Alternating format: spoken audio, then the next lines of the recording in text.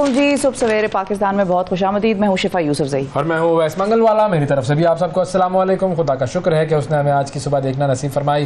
बड़ी खबर के साथ आगाज़ करेंगे। बहुत ही बड़ी खबर है, ये देखें अखबार में लिखा हुआ आ गया है, हेडलाइन लगाई, हेडलाइन छापी। हाँ, आम इंतखाबात 8 फरवरी को होंगे। आम इंतखाबात 8 फरवरी को होंगे। अब ये सदर और इलेक्शन कमीशन का इत्तेफाक। हाँ, ये अब आपस में मीटिंग करके उन्होंने फाइनल आखिरकार कर ली मीटिंग। लो भाई, ये अब पहले क्यों नहीं कर रहे थे? कौन सी जो है वो कयामत आ जाती, पहले इज्जत से दोनों मिलकर बैठ जाते और अपनी अपनी इज्जत जो है वो आपके अपने हाथ में होती है। बिल्कुल। असल मुहावरा ये है भाई, पहले से कर लेते। नहीं, मैं नहीं करूंगा, मैं ये नहीं कर रहा, मैं तुमसे कट्टी हूँ। हाँ। ये मेरी जिम्मेदारी है, वो कहे ये मेरी जिम्मेदारी है। ये ऐसा लग रहा है क्लास KG 1 के बच्चे नहीं होते जो आपस में लड़ रहे होते हैं, ये मेरा लंच है, ये उसका लंच है। पूरा मुल्क, पूरी ब्यूरोक्रेसी चल रही है, लोग बैठे हैं, सेक्रेटरीज हैं, फेडरल सेक्रेटरीज हैं, 22 ग्रेड के अफसरान हैं, सब मिलके आपको फैसिलिटेट कर रहे हैं हुजूर। क्या मैं बताता हूँ क्या फैसिलिटेट कर रहे हैं, मैं अभी बताऊंगा थोड़ी देर में। आपको 22 ग्रेडों की जो हरकतें हैं ना, मैं बताऊंगा आज खोल के। लेकिन मैं वैसे कह रही हूँ कि सारे मुल्क का सरमाया, कितना सरमाया लगता है ब्यूरोक्रेसी चलाने में? अरबों रुपए। कितना सरमाया लगता है हुकूमती निजाम चलाने में? हाँ, और आप अंदाजा लगाएं, उनको पता ही ना हो कि काम क्या है। इधर दरअसल प्रॉब्लम है JD का। जिस तरह मेरी और वैस की नाजरीन हो जाती है, कभी कभी जंग हो जाती है। वो कहते हैं ये मेरा काम नहीं है, वो मैं कहती हूँ ये मेरा काम नहीं है, तो फिर वो हमारे प्रोड्यूसरान बेचारे परेशान हो जाते, कहते हैं किसका काम? तो फिर सुप्रीम कोर्ट भी तो नहीं है हमारे पास, हमारे पास तो सुप्रीम कोर्ट भी नहीं। हाँ, हमारा तो ये भी फिर फटा है कि वो फटा चलता ही रहता है। इन लोगों को जब नौकरी में रखा जाता है, चीफ इलेक्शन कमीशन वगैरह को, तो उनको बताया नहीं जाता या पढ़ के नहीं आते कि हमारा काम क्या है। फिर वो लड़ते रहते हैं आपस में, टामक टोइयां मारते रहते हैं। फिर उसके बाद सुप्रीम कोर्ट बताता है कि बेटा ये तुम्हारा काम है, जाके करो। हाँ, अच्छा, फिर वो कहता है अच्छा जी सर, फौरन सीधे हो गए 1 मिनट में। और सॉरी, इंटरेस्टिंग चीज ये है कि उन्होंने कल भी कुछ इस किस्म की बात की कि वो सदर साहब के पास जाना, तो वो तो कोई बहुत ज्यादा कुछ जाओ बेटा शाबाश। तो उन्होंने कहा आपने सदर का दरवाजा खटखटाना है, आप जाएं सदर का दरवाजा खटखटाएं। और मैं वैसे तो सदर साहब पे भी थोड़ा सा हैरानी का इजहार करूंगी। और क्या, दोनों की बात हो रही है। हाँ, मतलब आपका भी तो सर, ये आपको भी पता है कि मैंडेट आपके पास है। अगर कोई कह भी रहा है, इबहाम है मिसाल के तौर पे, ये क्वेश्चन रेज हो रहा है कि भाई ये होगा, उसकी तरफ से आएगी, इसकी तरफ से आएगी, इनको मैंडेट हासिल नहीं है, वो कर सकते हैं, ये वो। आप अड़ जाएं सर, आप सदर है मुल्क के, आप अड़ जाएं।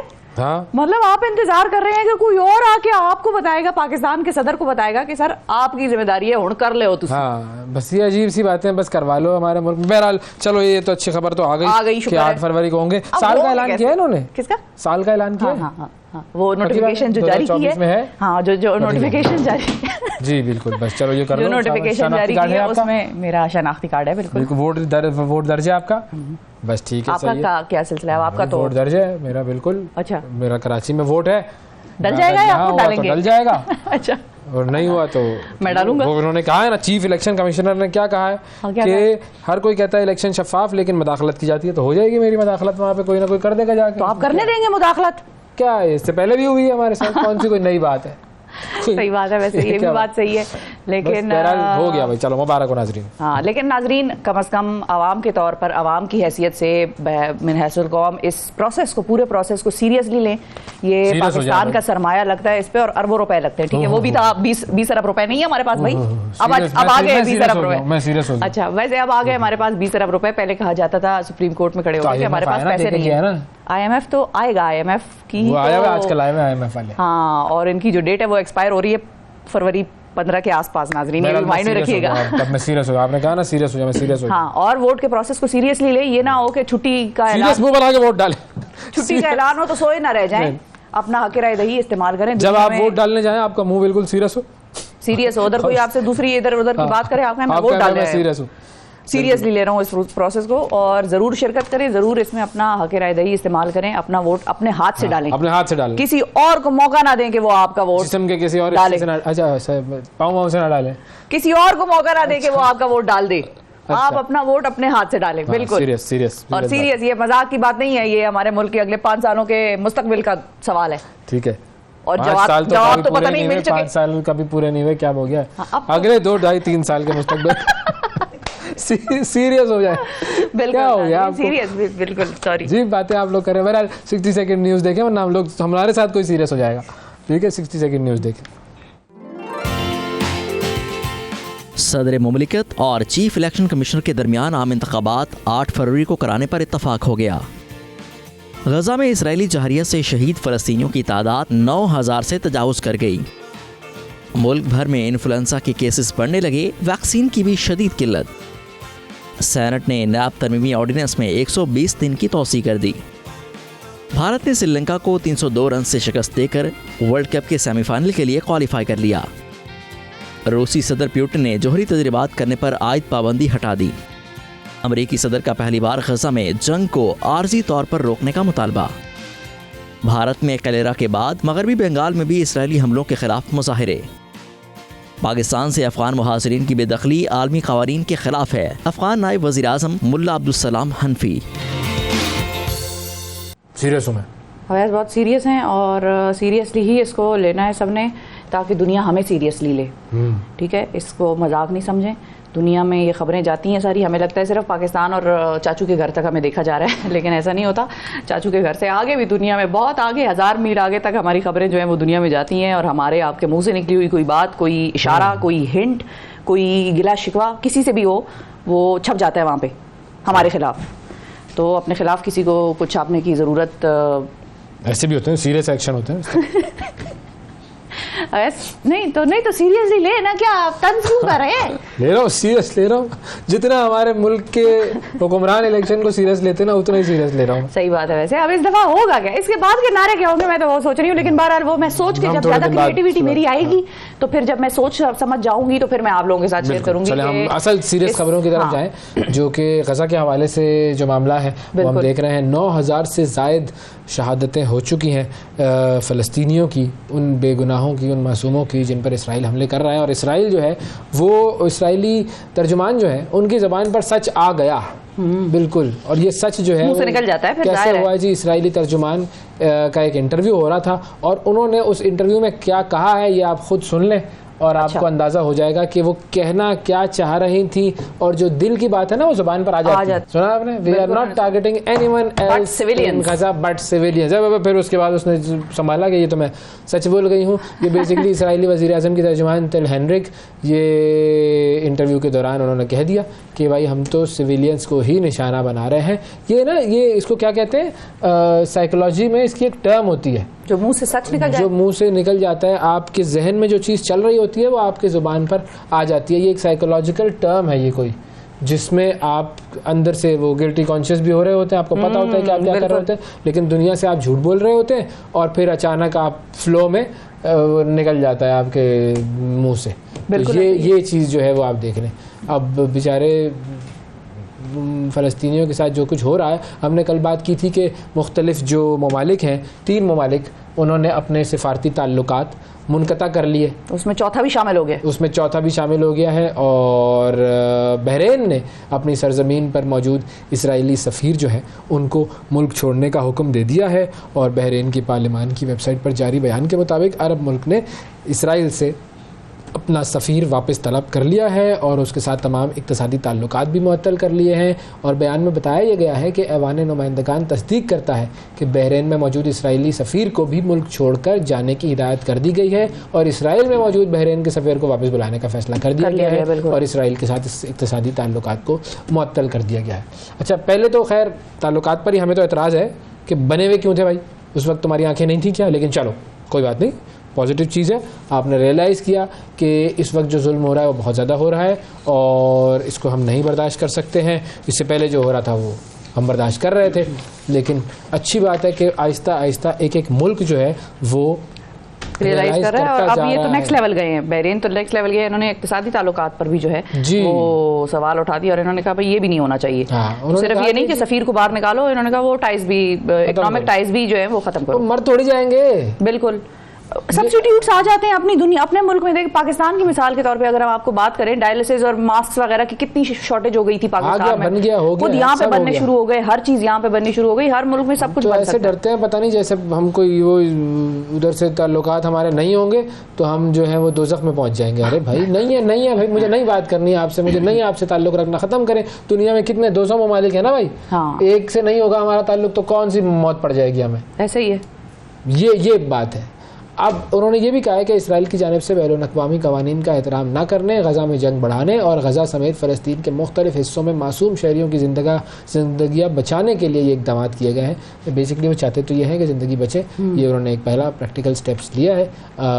इस तरीके से फिर रूस ने भी बड़ा एक ज़बरदस्त जानदार ऐलान कर दिया है भाई। हाँ, रूस का ऐलान ये है कि रूस ने ये कहा है कि गज़ा पर इसराइली बमबारी के लिए इसराइल और मगरब की जानिब से जो हक़ दिफा का जवाब दिया जाता है उसको हम मुस्तरद करते हैं। और ये भी उन्होंने कहा है कि इसराइल को अपने दिफा का कोई हक नहीं है, वो काबिज है। मतलब कब्जा करके बदमाशी से आप बैठे हुए एक जगह पर, फिर कह रहे हैं मैं तो अपने आप को प्रोटेक्ट कर रहा हूँ, मैं तो अपने आप को डिफेंड कर रहा हूँ। ये पूरा जो मामला है, इस कदर अंधे बने हुए हैं लोग, लेकिन आहिस्ता आहिस्ता लोग जाग रहे हैं। तो अब गज़ा की जो सूरत हाल है उससे मुताल्लिक अक़वाम मुत्तहिदा के खुसूसी जो इजलास था उसमें खिताब करते हुए रूसी मंदूब थे, उनका नाम है जी वेज़ली नेब्रेंज़िया। उन्होंने गज़ा मामले पर बैनुल अक़वामी इंसानी हुकूक़ की खिलाफ वर्जियाँ और मासूम शहरियों की जो नस्ल कशी पर खामोशी और यूक्रेन के मामले पर शोर बर्पा करने पर मगरबी दोगलेपन को शदीद तनकीद का निशाना बनाया। और ये बात बिल्कुल सही है, वहाँ पर उन्होंने सारा शोर मचाया हुआ है कि जी ये तो यूक्रेन वालों को तो बेचारों पर जुल्म हो रहा है, तो इनको हेल्प करो, और फ़लस्तीन पे तो कोई जुल्म हो नहीं रहा है, बिल्कुल वो तो इस काबिल ही नहीं है कि उनकी बात की जाए। और उन्होंने ये भी कहा, जो रूसी मंदूब थे, उन्होंने कहा कि इसराइल की जानिब से बैनुल अक़वामी इंसानी खिलाफ वर्जियों पर हम आंखें बंद नहीं कर सकते हैं। 2004 के आलमी जो अदालत इंसाफ की एडवाइज़री है उसके तहत इसराइल फ़लस्तीन के मकबूजा इलाकों से दरपेश ख़तरात या हमलों की सूरत में कार्रवाई के लिए अक़वाम मुत्तहिदा के हक़ दिफा की शिक का इस्तेमाल नहीं कर सकता है। तो ये पूरा उन्होंने जो है वो कच्चा चट्ठा उसका खोल के रख दिया है, और उन्होंने कहा है कि भाई इसको सिफारती तरीके से हल किया जाए, और सारी जो खुरेजी वहाँ पर हो रही है वहाँ पर उसको रुकवाने के लिए उन्होंने बहुत ज़ोर दिया है। अब देखते हैं कि ये मामला क्या होता है। बिल्कुल जी, क्या कहा आपने? विमेन टेनिस प्लेयर, अच्छा मैं समझा कुछ कह रही थी। विमेन टेनिस प्लेयर ने एक काम किया है, और ट्यूनिस की विमेन टेनिस प्लेयर है जी। हाँ, और ट्यूनिस की हैं और खातून टेनिस प्लेयर है। फ़लस्तीनियों को अतिया करने का ऐलान किया है इन्होंने, अपनी इनामी रकम, और ये होते हैं गैरतमंद लोग, बिल्कुल एहसास करने वाले लोग, इंसान का एहसास हो, चाहे आपको उनकी किसी बात से अग्री आप करते हो ना करते हो, इंसान का और उसकी तकलीफ का एहसास रखना, इसी को ह्यूमन राइट्स का नाम दिया गया है यूनाइटेड नेशंस की तरफ से। cannot see children and babies die every day। बिल्कुल, और जो देख रहे हैं वो उनमें दिल नहीं है, उनमें एहसास नहीं है, वो हार्टलेस लोग हैं। इन्होंने जीतने के बाद इनामी रकम जो है वो फ़लस्तीनियों को अतिया कर दी है, और ये नाम है जी ओनस जबेर। हाँ, ये ट्यूनिस की टेनिस की खिलाड़ी हैं, और मैच में ये कामयाब हुई। कामयाबी के बाद इन्होंने जो गुफ्तगू की प्रेस से, उसमें उन्होंने ये ऐलान किया कि भाई मैं अपनी सारी जो ये जीती हुई इनामी रकम है वो मैं अतिया करती हूँ फ़लस्तीनियों के लिए। ये लोग होते हैं भाई, यही लोग हैं। बिल्कुल। और फिर पब्लिक ने भी देखें कितना उसकी पजीराई की, खूब पब्लिक ने तालियां बजाई, इस पर शोर मचाया, वाकई उनको पजीराई की, क्योंकि लोगों को भी पता है कि क्या हो रहा है। बिल्कुल, सिर्फ बेहिस और लोगों को नहीं पता है, बाकी सबको पता है कि वहाँ पर क्या हो रहा है। वो इसराइल के और सदर वगैरह से मिलने के लिए सब जा रहे हैं ना, अमेरिकी सदर पहुंच गया, बरतानवी सदर पहुंच गया, फ्रांसीसी सदर पहुंच गया। हमारे वालों को भी जाना चाहिए, उनको चाहिए गज़ा जाके उनसे मिलें। और क्या, एक सिंबॉलिक स्टेटमेंट तो होती है ना कि हाँ जी मैं आया हूँ, आप इधर वो जा रहे हैं, दुनिया में हर जगह फिर रहे हैं, जहाँ पे काम हो रहा है वहाँ पे जहाँ पे जाना चाहिए। मतलब जवाबी कार्रवाई तो फिर इसी तरह होती है ना। उन्होंने देखें कैसे उनको दिखाने के लिए और उनको सड़ाने के लिए बेसिकली फ़लस्तीनियों के दर्द और तकलीफ पर, जिसको कहते हैं ना मरहम के बजाय नमक छिड़कने पर के तौर पर वो उधर गए और उनसे मुलाकातें की उन्होंने नेतन्याहू वगैरह से। तो इधर वालों को भी चाहिए था कि भाई निगरान वज़ीर आज़म और हमारे जो फॉरेन मिनिस्टर हैं उनको चाहिए कि वो उस तरफ जाएं, फ़लस्तीन जाएं और उधर मिले उनसे, ताकि दूसरी साइड को भी नजर आए कि भाई पाकिस्तान वो मुल्क है जिसने हमें एक्सेप्ट नहीं किया था और अब वो इधर आए हैं इनसे मिलने। बिल्कुल। अच्छा, एक वो स्पोर्ट्स की दुनिया से एक और बड़ी खबर आई है, और वो खबर जो है वो एक फड्डा पड़ गया है।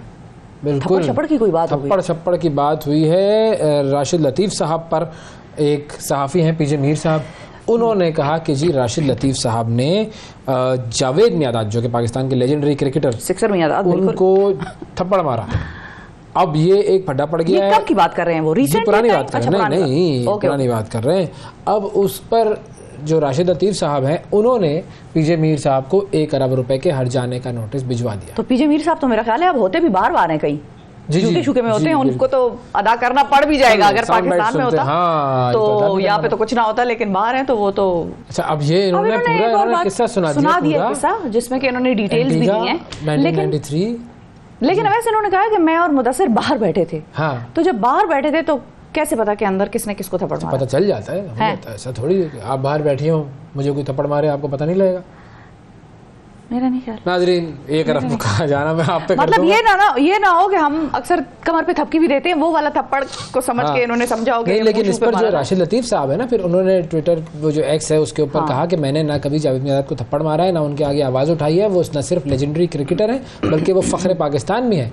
और राशिद साहब ने ये भी कहा कि मैंने उनकी कप्तानी में डेब्यू किया, उनसे बहुत कुछ सीखा है। मैं तो जावेद मियां की अपने वालिद की तरह इज्जत करता हूँ। भाई पीजे मीर साहब मुझे चाहिए प्रोग्राम पे, और वैसे ही वो खैर सहाफ़ी तो बहुत ही आला पाए के हैं, अच्छे बड़े सहाफ़ी हैं, बड़ा नाम है उनका, और बड़े अरसे से प्रोग्राम्स करें। पीजे मीर का एक ज़माने में हामिद मीर के बजाय हम पीजे मीर को देखा करते थे। अब तो हामिद मीर और क्या, वो पुराने, काफ़ी पुराने, काफ़ी तजर्बाकार हैं। लेकिन इंटरेस्टिंग चीज़ ये है कि भाई पीजे मीर साहब मुझे चाहिए, और पीजे मीर साहब से बंदा गपशप लगाए, क्रिकेट पे भी उनका एनालिसिस करें, और इलेक्शन की डेट पे भी जरा पूछें कि भाई सर इधर भी बताए ना आप। नाजरीन पड्डा पड़ा हुआ है थप्पड़ों का, आपको वो शो की पड़ी हुई है वहाँ उनका। अब देखें 1 अरब रुपए के हर जाने का उन्होंने वो कहा है उसके ऊपर, और कहा है कि 14 रोज़ में माफ़ी मांगे, माफ़ी ना मांगने की सूरत में मैं पीजे मीर के ख़िलाफ़ कानूनी चाराजोई का हक भी रखता हूँ। और अब देखते हैं कि ये मामला कहाँ जाता है। एक और ख़बर आ गई टेंशन वाली बड़ी, ओ हो क्रिकेट की दुनिया से ही।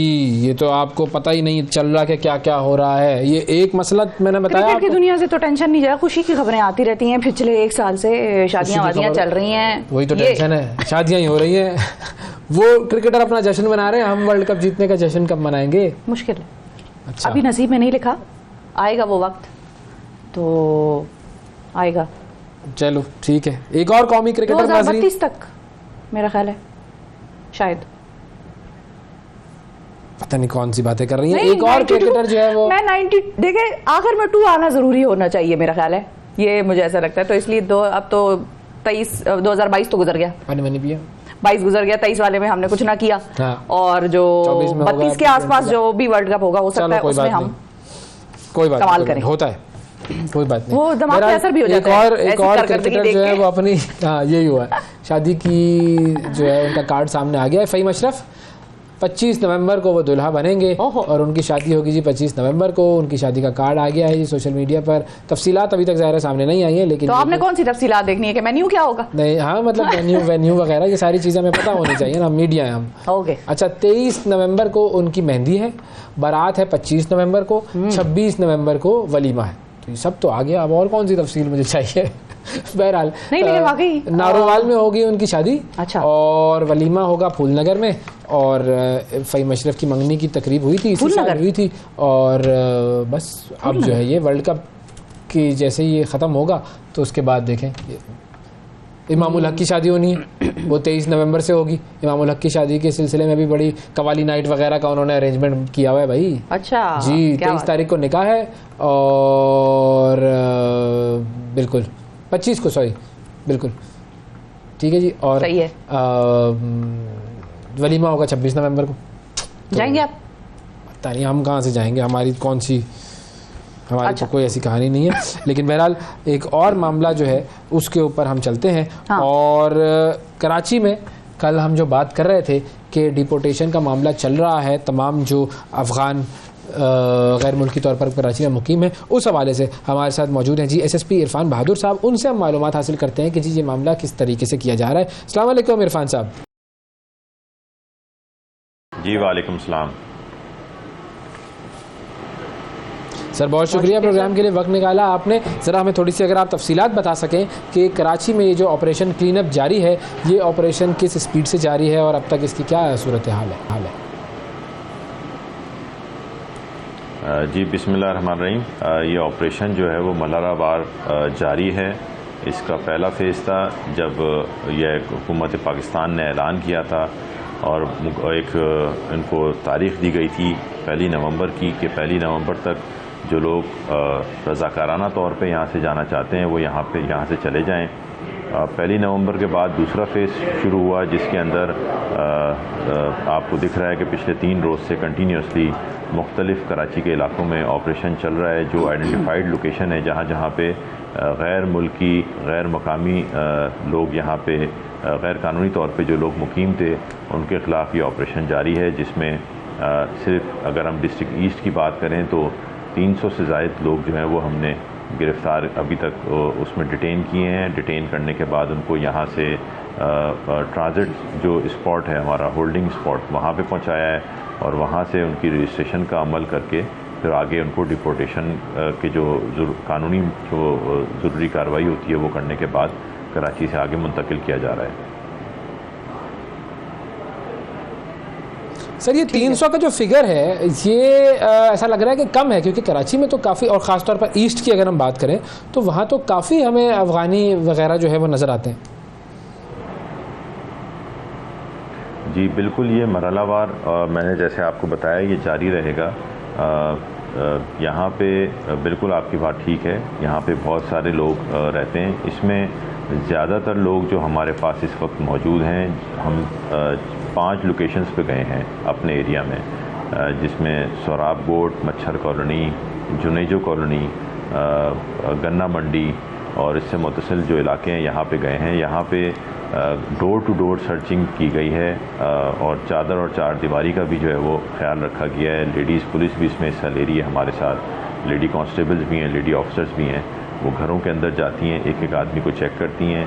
इनके जितने यहाँ पे जो लोग रह रहे हैं अब जो इस वक्त मौजूद हैं, जो जिन इलाकों में हम गए हैं, यहाँ पे ज़्यादातर लोग वो लोग मौजूद हैं जो रजिस्टर्ड हैं हमारे पास, जिनके पास अफगान सिटीज़नशिप कार्ड मौजूद है या फिर उनके पास हमारा जो प्रूफ ऑफ रेजिडेंसी है नादरा का वो मौजूद है। तो ये दोनों चीज़ें एक्सेप्टेबल हैं और ये वैलिड हैं उस वक्त तक, जब तक ये यहाँ पे वैलिड हैं उस वक्त तक इनके ख़िलाफ़ कार्रवाई नहीं की जा सकती। तो उनको छोड़ के जो बाकी यहाँ पे जिनके पास कोई दस्तावेज़ात मौजूद नहीं है और यहाँ पे रहने के लिए कोई वीज़ा मौजूद नहीं है, तो उनको यहाँ पे उनको डिटेन किया जा रहा है और डिटेन करके उनको डिपोर्ट किया जा रहा है। और ये एक मुस्तकिल अमल है, ये जारी रहेगा। इस पूरे ऑपरेशन के दौरान आपको किसी किस्म की कोई मुश्किलात का सामना करना पड़ रहा है? ये जो अफ़गान गैर मुल्की जो है गैर कानूनी तौर पर हमारे यहाँ पर मुकीम है? देखें, ये अपनी नौयत का पहला ऑपरेशन है जो पाकिस्तान में हो रहा है। इस तरह का ऑपरेशन पाकिस्तान में इससे पहले मैंने अपनी सर्विस में नहीं देखा।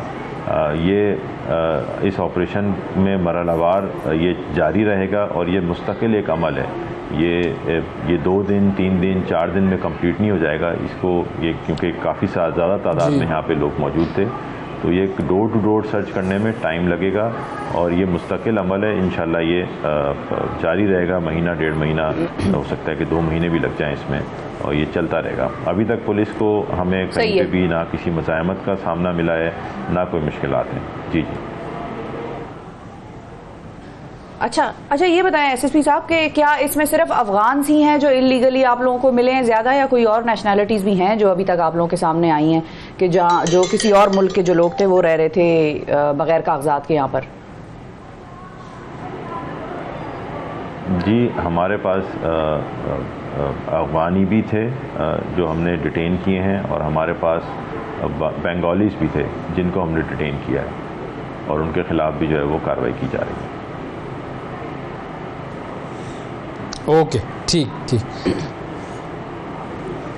बहुत शुक्रिया अदा करेंगे जी। हमारे साथ मौजूद थे एसएसपी ईस्ट करफान बहादुर साहब, और गैर कानूनी तौर पर जो गैर मुल्की पाकिस्तान में मुकीम हैं उनको जो डिपोर्ट किया जा रहा है उसके हवाले से ऑपरेशन की तफसीलात हमें बता रहे थे जी। चलें जी, ये तो एक ऑपरेशन सही चल रहा है, और एक ऑपरेशन जो हुआ है वो मैं बता दूँ आपको।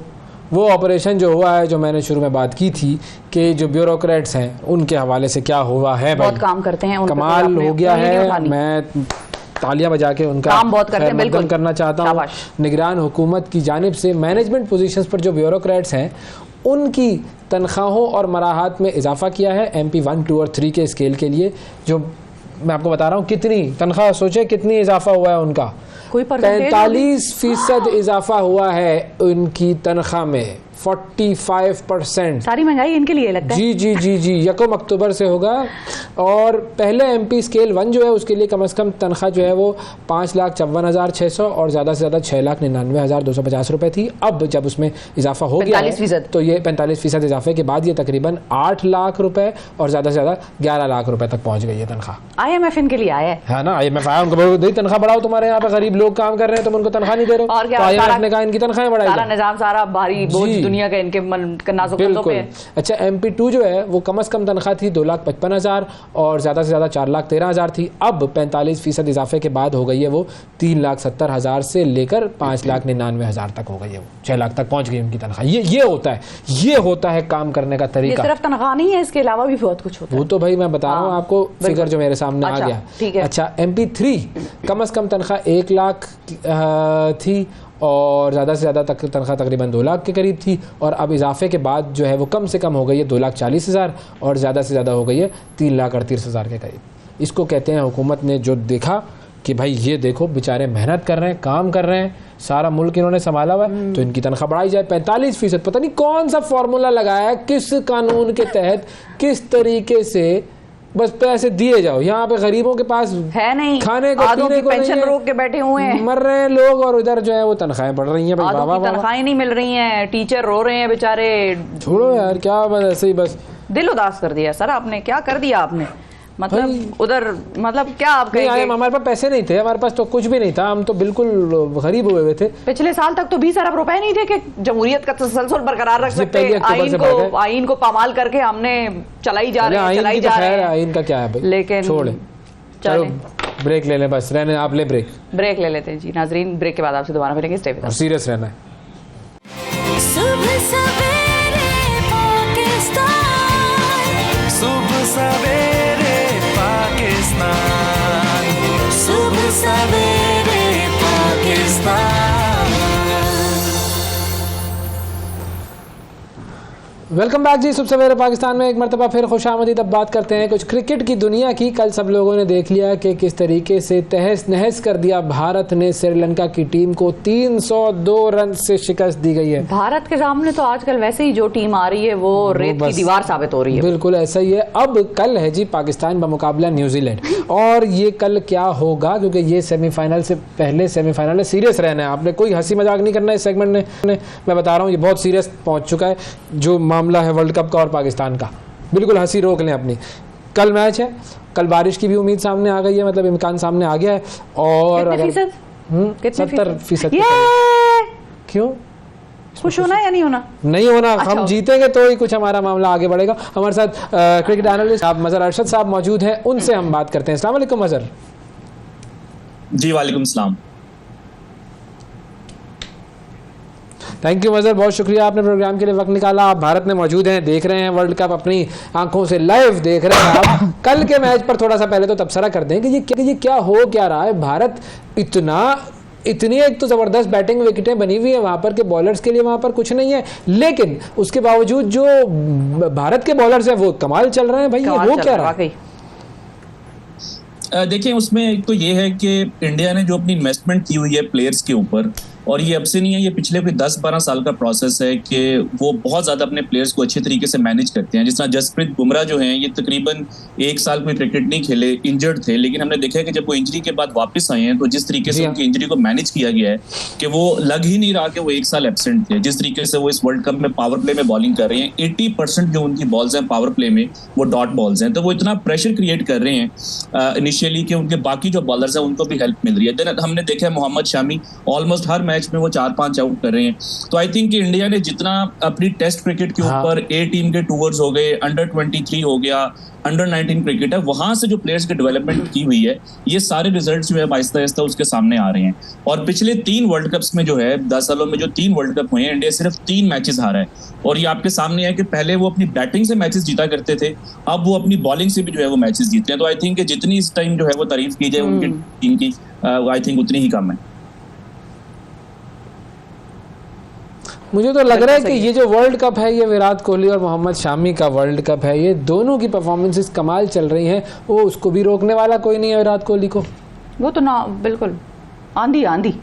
देखिए, विराट, जो मैंने शुरू में बात की थी कि आप अगर इंडिया के प्लेयर्स का एक्सपीरियंस देखें, इस पूरे वर्ल्ड कप में 150 प्लेयर्स जो खेल रहे हैं, उनमें से सिर्फ 2 ऐसे प्लेयर्स हैं जिनके करियर में 10,000 से ज्यादा रन है वनडे क्रिकेट में, और दोनों इंडिया की टीम में है, विराट कोहली एंड रोहित शर्मा। तो वो जो 10-15 साल का एक्सपीरियंस है, उनको पता है कि हमने किस मुश्किल से कैसे निकलना है। जिस तरह जो पहला मैच हुआ था ऑस्ट्रेलिया का और इंडिया का, उसमें उनके शुरू में 3 आउट हो गए थे। वहां पर अगर कोई और टीम होती तो हो सकता है वो कोलैप्स कर जाती, लेकिन विराट विराट कोहली ने एक बड़ी स्लो इनिंग्स खेल के टेस्ट मैच के स्टाइल में एक इनिंग्स खेली और इंडिया को जो है वो वाला मैच उन्होंने जितवाया। तो आई थिंक वो एक्सपीरियंस सामने आ रहा है। देन ऑब्वियसली वो बहुत अच्छे प्लेयर भी हैं।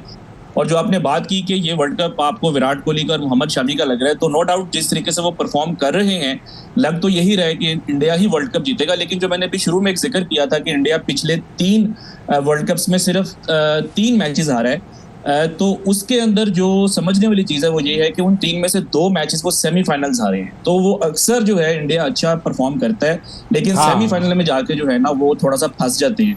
लेकिन इस बार आई थिंक इंडिया को उम्मीद होगी कि जो उनकी फॉर्म है, होम कंडीशंस हैं, वो जो नॉकआउट स्टेज में जाके फंस जाते हैं, वो उस स्टेज से निकलें और इस टूर्नामेंट को जो है वो अच्छी तरीके से फिनिश करें।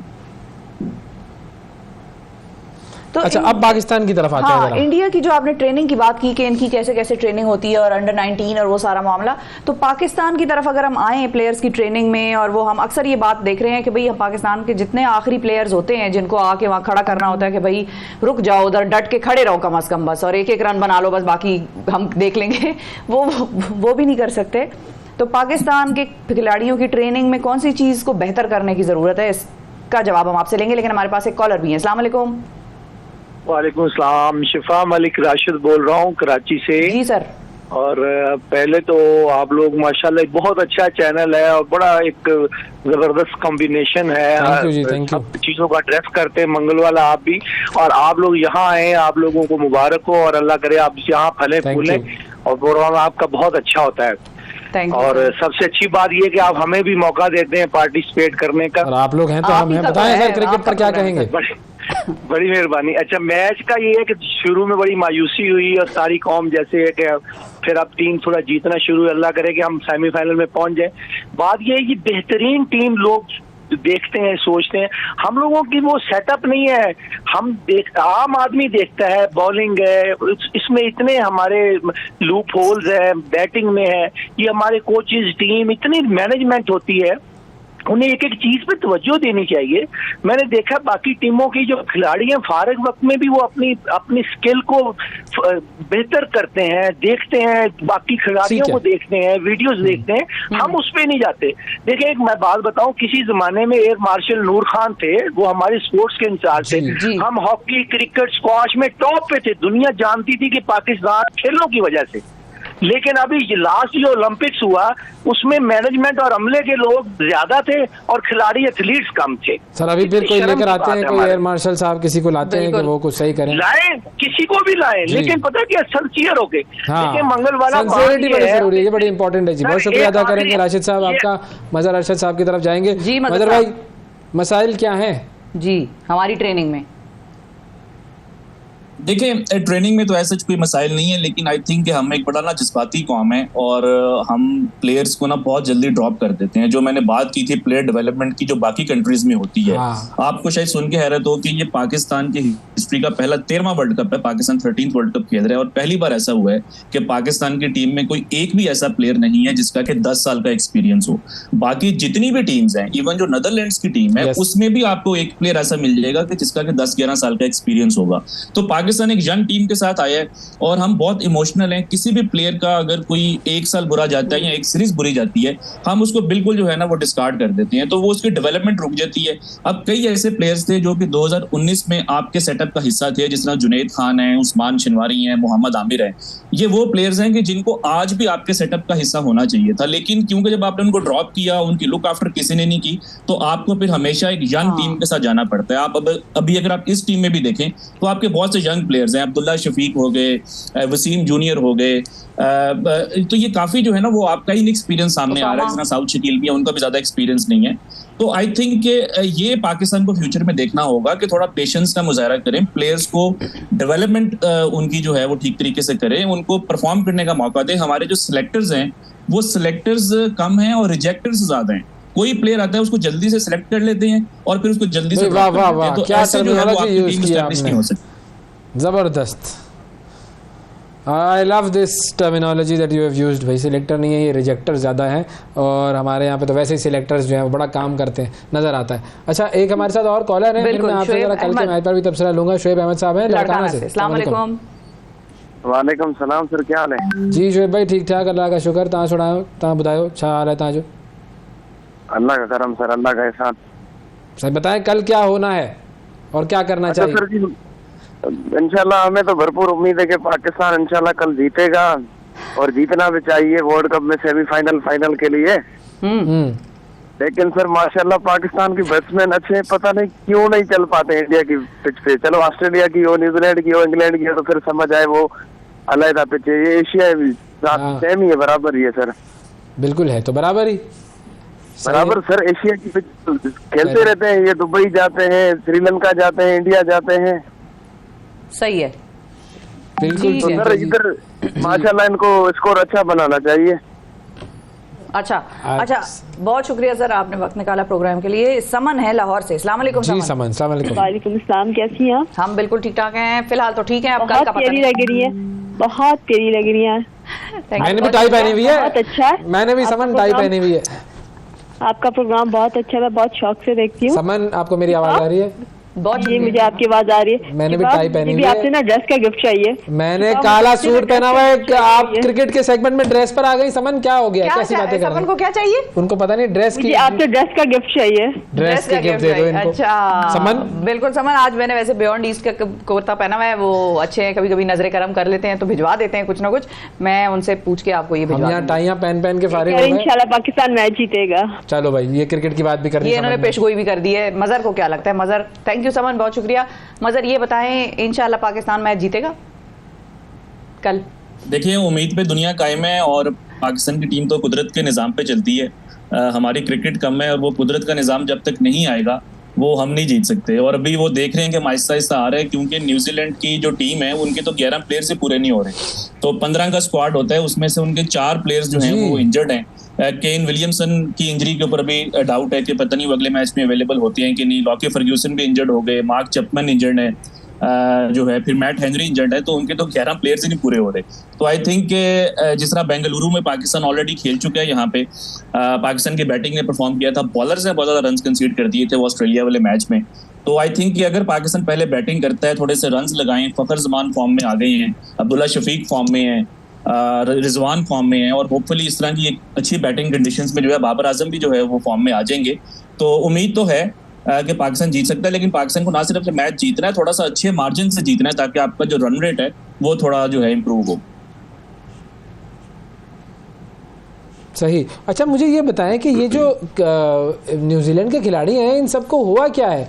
क्योंकि जाहिर है एक टीम जिसने इतना अच्छे नोट पर टूर्नामेंट शुरू किया और शुरू में तो सारे मैचेस इनके बड़े अच्छे चल रहे थे, जीत रहे थे ये, लेकिन अब इस टीम के बारे में कहा यह जा रहा है कि ये आगे वाले मैचेस सारे हार ही जाएगी अगर इनके इतने अच्छे खिलाड़ी नहीं होंगे। पाकिस्तान चले एक उनको टफ टाइम तो दे सकती है, एक अच्छा मैच हो जाएगा, मगर अगला मैच फिर इनका गालिबन श्रीलंका से है। तो अब श्रीलंका से जब वो खेलेंगे, श्रीलंका की हालत हमने कल देख ली, लेकिन फिर इस टीम के साथ जिसके साथ न्यूजीलैंड उतरेगा, जिसमें 11 खिलाड़ी भी पूरे नहीं हो रहे, तो न्यूजीलैंड को ये हुआ क्या है अचानक? देखिए इंजरीज जो हैं वो स्पोर्ट्स का हिस्सा होती हैं। अब जिस तरह केन विलियमसन है तो उनको मैच के दौरान जो है उनके हाथ पे बॉल लग गई। जो चेन्नई में उनका मैच हुआ था वो प्लेयर ने थ्रो की, उनके हाथ पे लग गई, तो वो उनका एक हल्का सा जो है वो उनको, मतलब ये स्पोर्ट्स में तो ऐसा हो जाता है। लेकिन अब बात ये हो रही है कि कितना बड़ा वर्ल्ड कप है, 2 महीने का टूर्नामेंट है, तो क्या जो स्क्वाड्स हैं उनकी जो तादाद है वो 15 से ज्यादा होनी चाहिए कि नहीं? क्योंकि बहुत सी जो टीम्स हैं वो यहाँ पे 17-18 प्लेयर्स के साथ आई हैं, लेकिन वो अपने रिजर्व प्लेयर्स को नहीं खिला सकते क्योंकि आप सिर्फ 15 के साथ आते हैं। अब जिस तरह पाकिस्तान की टीम में अबरार अहमद भी हैं, उसमें जमान खान भी हैं, उसमें मोहम्मद हारिस भी हैं, तो ये तीनों प्लेयर्स यहाँ पे मौजूद तो हैं लेकिन खेल नहीं सकते। इसी तरह न्यूजीलैंड की टीम में भी 2 ऐसे प्लेयर्स हैं। अब उन्होंने काइल जेमिसन को बुला लिया और टॉम ब्लंडल हैं जो कि आउटसाइड ऑफ द 15 है, लेकिन टूर्नामेंट के जो लॉज हैं उसके मुताबिक वो 15 में नहीं आ सकते। तो अब इसके ऊपर बात हो रही है, तो हो सकता है कि फ्यूचर में जो वर्ल्ड कप्स होते हैं उसमें जो स्क्वाड की तादाद 15 है वो शायद 17 या 18 कर दी जाए। लेकिन अभी तो ये है कि न्यूजीलैंड की कैंपेन जो है वो काफी मुश्किल आते हैं, जिसका फायदा पाकिस्तान को हो सकता है। सही। अच्छा, अब पाकिस्तान को फायदा उठाने के लिए करना क्या चाहिए? सबसे इम्पोर्टेंट चीज ये, हमारी स्ट्रैटेजी क्या होनी चाहिए कल के मैच में अगर बारिश ना हुई तो? अच्छा, मैं बारिश के ऊपर थोड़ी सी लोगों को उम्मीद दे दूं कि जहाँ पे बेंगलुरु में जो है ना वो अक्सर रेन प्रिडिक्शन होती है, थोड़ा सा ये हाई एल्टीट्यूड के ऊपर है, मौसम यहाँ पे बहुत अच्छा होता है। आप दिन के टाइम भी अगर यहाँ पे 1 घंटा वॉक करें तो आपको पसीना नहीं आता और थ्रू आउट द ईयर ऐसे रहता है। तो ये जो अभी 70% प्रिडिक्शन है बारिश की, ये कल भी यहाँ पे थी 70% और आज भी इतनी ही है। लेकिन कल सारा दिन मैंने तो कोई बारिश का नामो निशान नहीं देखा, बल्कि बड़ी अच्छी धूप भी निकली हुई थी। तो थोड़ी सी उम्मीद पाकिस्तान के फैंस के लिए ये है कि मुझे लग रहा है कि शायद जो है ना वो मैच बारिश से अफेक्ट नहीं होगा। अगर होगा भी तो आपको 20 ओवर चाहिए होते हैं मैच के लिए, तो शायद 20 ओवर जो है हो जाएंगे। अब जो बात है पाकिस्तान की प्लानिंग की, देखिए पाकिस्तान पिछला मैच बांग्लादेश से अच्छा मैच जीता है, लेकिन बांग्लादेश एक वीक टीम है जो कि काफी मैचेस हार रही है, तो उसमें ज्यादा आप उस कॉम्बिनेशन को रीड नहीं कर सकते। पाकिस्तान ने पिछले मैच में एक बहुत बड़ा रिस्क ये लिया कि 4 स्पेशलिस्ट बॉलर्स के साथ मैच खेला और एक एक्स्ट्रा बैट्समैन खिलाया। अब बांग्लादेश के अगेंस्ट तो ये वाली जो प्लानिंग है वो कामयाब हो सकती है, लेकिन न्यूजीलैंड जैसी टीम जो कि 300-325 रन कर सकती है, आपको एक फुल स्ट्रेंथ बॉलिंग अटैक के साथ जाना होगा। आई नो कि पाकिस्तान के स्पिनर्स अभी अच्छा परफॉर्म नहीं कर रहे, लेकिन अगर स्पिनर्स अच्छा नहीं परफॉर्म कर रहे तो आई थिंक शायद पाकिस्तान को 4 फास्ट बॉलर्स की तरफ जाना चाहिए कि आप 4 स्पेशलिस्ट फास्ट बॉलर्स खिलाएं, साथ आप जो है वो नंबर 7 के ऊपर एक ऑलराउंडर खिला सकते हैं, मोहम्मद नवाज या शादाब खान। तो आई थिंक अगर पाकिस्तान इस कॉम्बिनेशन के साथ जाता है तो बेहतर होगा और पाकिस्तान को थोड़ा सा फ्रीडम के साथ खेलना होगा, थोड़ी फील्डलेस बैटिंग करना होगी। हमने देखा है इस वर्ल्ड कप में पाकिस्तान के बैटर्स बहुत ज्यादा अंडर प्रेशर आ जाते हैं, शॉट्स जो हैं वो अटेम्प्ट नहीं करते, अटैक नहीं करते। पिछले मैच में देखें फखर जमान आए हैं, उन्होंने आके 7 छक्के मारे, ऊपर से अटैक किया। पाकिस्तान का बैटिंग यूनिट एक बिल्कुल कंप्लीटली डिफरेंट बैटिंग यूनिट लगा है। तो आई थिंक इसी अप्रोच के साथ आपको बैटिंग करने की जरूरत है। सही, बिल्कुल ठीक है। हमारे साथ एक और कॉलर भी है जी, क्या नाम है जी कॉलर का? जफर साहब। अस्सलाम वालेकुम जफर साहब। वालेकुम सलाम सर, क्या हाल है सर? खैरियत? बिल्कुल ठीक जी, फरमाइए जफर साहब। सर ये मैं क्रिकेट के बारे में थोड़ा सा कुछ तबसरा करना चाहता हूँ। ये क्या मसला है कि हमारी टीम मुसलसल पिछले कुछ मैचेस में हारती हुई आ रही है, ये क्या आपको क्या लगता है, ऐसा क्या है? सर ये क्या मसला है जो हमारा पीछे से जो मैचेस हैं इसमें हमारी मुसलसल ये जो टीम हारती आ रही है, इसका क्या मसला है? ठीक है, सही है, ओके जी, ओके, ठीक है, बात करते हैं। अच्छा मज़र, ये जो हार थी हमारी जिसमें हमने 4 मैच लगातार हार गए, बल्कि साउथ अफ्रीका से भी फिर हम हार गए, तो हमारी हार जो है क्या वो purely it was on the basis of performance या उसके अंदर मोरल डाउन होना भी मौजूद था? देखिए दोनों फैक्टर्स हो सकते हैं। जो आप इंडिया वाला मैच हारे हैं वो आई थिंक काफ़ी जो है ना एक मुश्किल मैच था। पाकिस्तान पहले भी इंडिया से हारता रहा है, वर्ल्ड कप्स में कभी नहीं पाकिस्तान इंडिया को हराया, लेकिन ये जो पाकिस्तान की डिफीट थी, ये उनका जो डिफीट का जो मार्जिन है, ये सबसे हिस्ट्री में सबसे बड़ा मार्जिन था between India and Pakistan games in the world cup. So कि आपकी टीम 155 के ऊपर 2 आउट है और अगले जो 8 बैट्समैन है वो 36 के ऊपर आउट हो जाए, तो वहां से फिर थोड़ा वापस आना जो है ना वो मुश्किल होता है। देन उस मैच के बाद आप बेंगलुरु गए, वहां पे ऑस्ट्रेलिया ने जो आपके बॉलर्स का हाल किया कि उन्होंने ऑलमोस्ट 370 रन कर दिए, बल्कि एक स्टेज पे तो लग रहा था कि 400 रन कर देंगे। आपने कैच ड्रॉप किया, डेविड वार्नर ने उसके बाद 160-70 रन कर दिए, तो आई थिंक वो उससे थोड़ा सा मोरल डाउन हुआ था। बाकी थोड़ा सा आई थिंक टीम की परफॉर्मेंस भी जो है, जो इस वर्ल्ड कप से पहले पाकिस्तान की टीम बहुत अच्छी लग रही थी, लेकिन पाकिस्तान बहुत ज्यादा इस वर्ल्ड कप में मिस कर रहा है नसीम शाह को।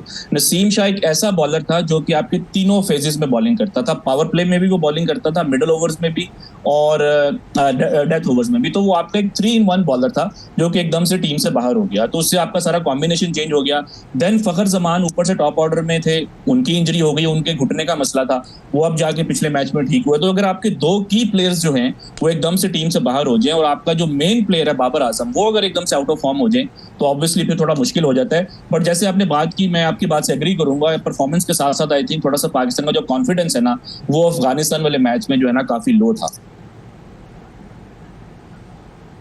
हाँ, बस वो कॉन्फिडेंस जब जैसे ही बहाल होता है तो हम फिर परफॉर्म करना शुरू कर देते हैं। बहुत शुक्रिया अदा करेंगे, मज़हर अरशद हमारे साथ मौजूद थे। और अलग कल का मैच बेहतरीन हो, पाकिस्तान जीते और इस टूर्नामेंट में आगे जाए। इलाही पाकिस्तान पर रहम फरमा, पाकिस्तानी क्रिकेट टीम पर रहम फरमा और हमें जीतने की खुशी अता फरमा, आमीन। ब्रेक ले लीजिए। सुबह सवेरे पाकिस्तान, सुबह सवेरे पाकिस्तान, सुबह सवेरे पाकिस्तान। अब भारत वेलकम बैक जी। अब आपकी मुलाकात कराते हैं असिस्टेंट कमिश्नर चमन से, और उनसे मुलाकात कराने की वजह यह है कि उनके नाम पर एक अफगान रेफ्यूजी ने अपने बेटे का नाम रखा है, ज़ुहैब। अब इनका नाम पर क्यों उन्होंने अपने बेटे का नाम रखा है, ये सारी कहानी हम इन्हीं से जानेंगे। और अफगान रेफ्यूजीज के कैंप में ये मौजूद हैं और वहीं पर ये सारे इंतजामात को खुद पर्सनली देख रहे हैं। ज़ुहैबुल्लाह साहब हमारे साथ हैं, जो कि हैं चमन के असिस्टेंट कमिश्नर। अस्सलाम वालेकुम।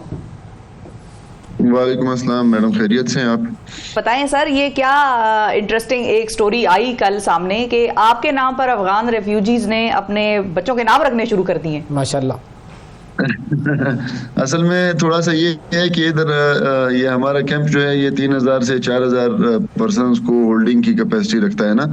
तो 1-2 दिन से बॉर्डर पे ये हुआ कि जो वॉलंटरीली माइग्रेट कर रहे हैं लोग, उनको रजिस्ट्रेशन का टाइम नहीं मिला और वो नहीं जा सके।